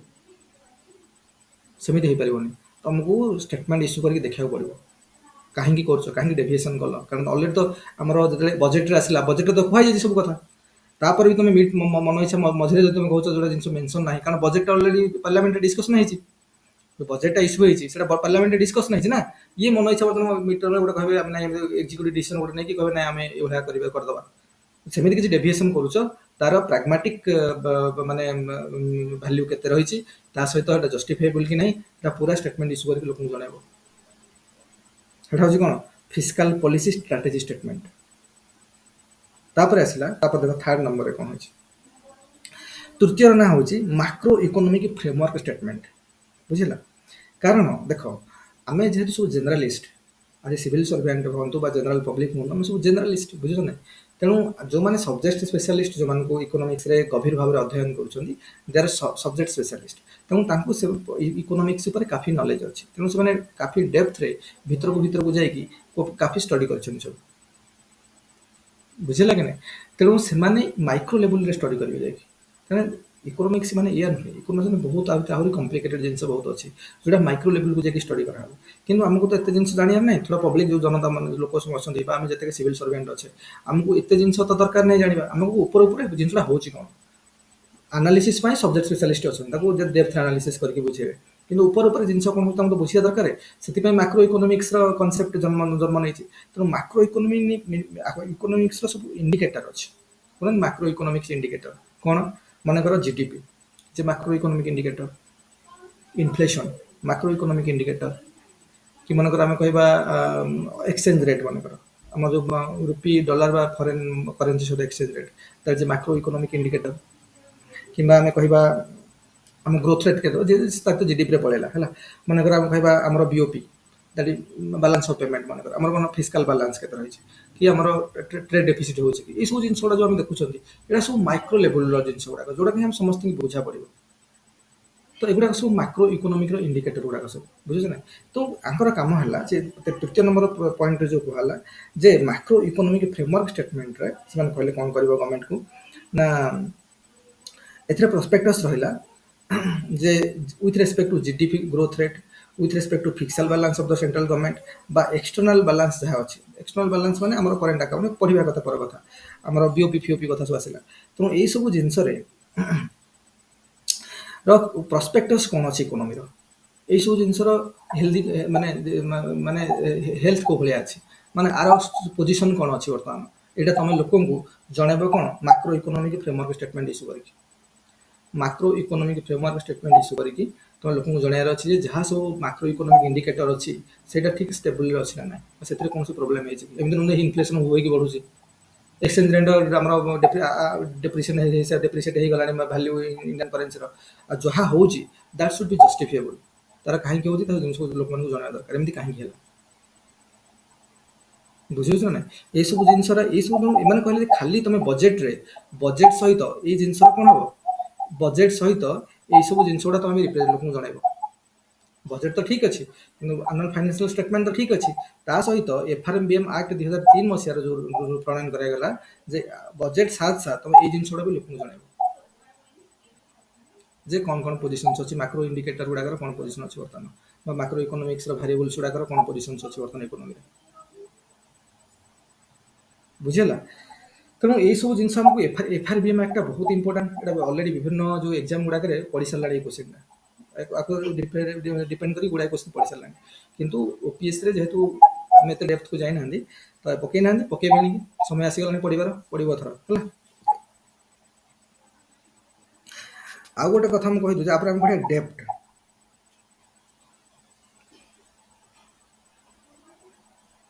देख एफआरबीएम एक्टा एतिक नुहे एफआरबीएम एक्ट आहुरी अच्छी कि आमको ये जो पॉलिसी फ्रेमवर्क पड़े आप तीन पॉइंट इंपोर्टाट है ना एफआरबीएम एक्ट बहुत जिन अच्छी जोटा आम बक्स 5.1 अच्छी से पढ़ीद यही चैप्टर लास्ट गोटे बक्स अच्छी 5.1 फिस्काल रेस्पॉन्सिबिलिटी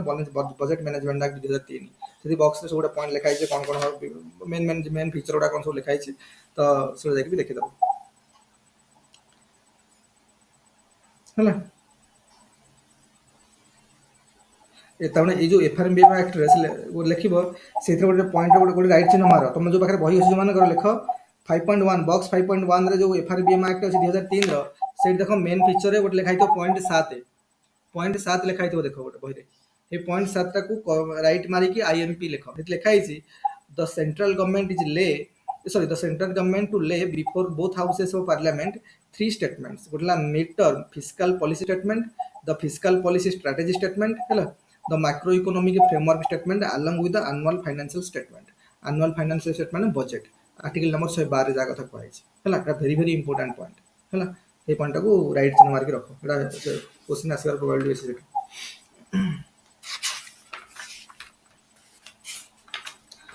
ठीक अच्छे आम आज पर्यटन एटा सरला हम पढ़िया डेप्थ स्टार्ट करवा कमिंग क्लास रे जो क्लास हो किंतु काली देखो काली क्लास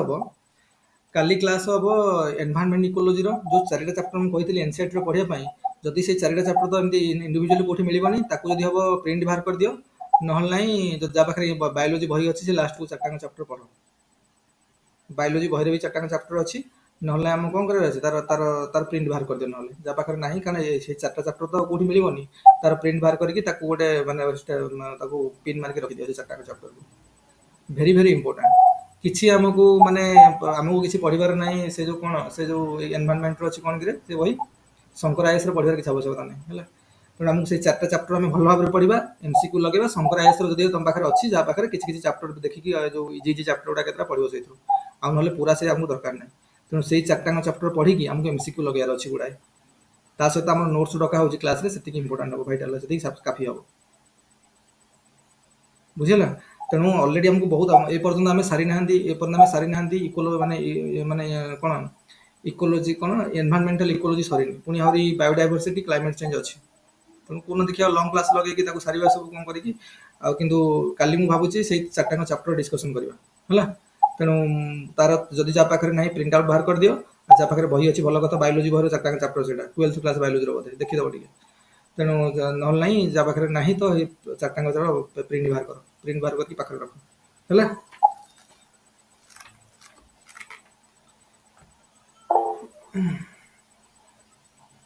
है इकोनॉमिक्स मुझे कहीदेली तो देखा शुण इकोनॉमिक्स मैक्रो इकोनॉमिक्स को चैप्टर कहले चैप्टर नंबर 1 पढ़ो 5टा चैप्टर पढ़ो chapter number 1 macro economics chapter number 1 chapter number 2 national income accounting और चैप्टर नंबर 3 मनी और बैंकिंग है तापर चैप्टर नंबर 4 पढ़ार ना ये छकी मार दियो चैप्टर नंबर 4 दरकार नहीं तार चैप्टर नंबर 5 टोटाल 6टा चैप्टर अच्छे तो गोटे चैप्टर छाड़ी सब पढ़ो कौन चैप्टर नंबर 5 और चैप्टर नंबर 6 पढ़ार अच्छे है केवल गोटे चैप्टर पढ़ा ना चैप्टर नंबर जो इनकम डिटर्मिनेशन अच्छी गोटे एक्स आंटे सब सर्ट टर्म फिक्र दरकार नहीं मल्टीप्लायर मेकानिज्म एटा से मैक्रो लेवल हो जाए जिन पढ़ले भल आमको परीक्षा में उपयोगी नहीं है तेणु 4 नंबर चैप्टर को छाड़ी देकी 1 2 3 और 5 6 ये चैप्टर पढ़ो इकोनॉमिक्स मैक्रो इकोनॉमिक्स है काली आम डिस्कसन करवा ये आ देख सब जो इकोनॉमिक्स क्वेश्चन गुड़ा बुझा चेष्टा कर माने कौन कहुचे कौ कथा कहुई ग्राजुअली सब दिग सरीगला बेसिक फ्रेमवर्क गोटे पड़ो तो बेसिक एनालिसिस हमको डेभलप कर मन भर बाकी एडवांस जिन जो अच्छी एक्सट्रा पढ़ा है तो आप नेक्स्ट क्लास हम सोशियोलॉजी 9:30 9:30 सोशियोलॉजी क्लास हम रेडी खाई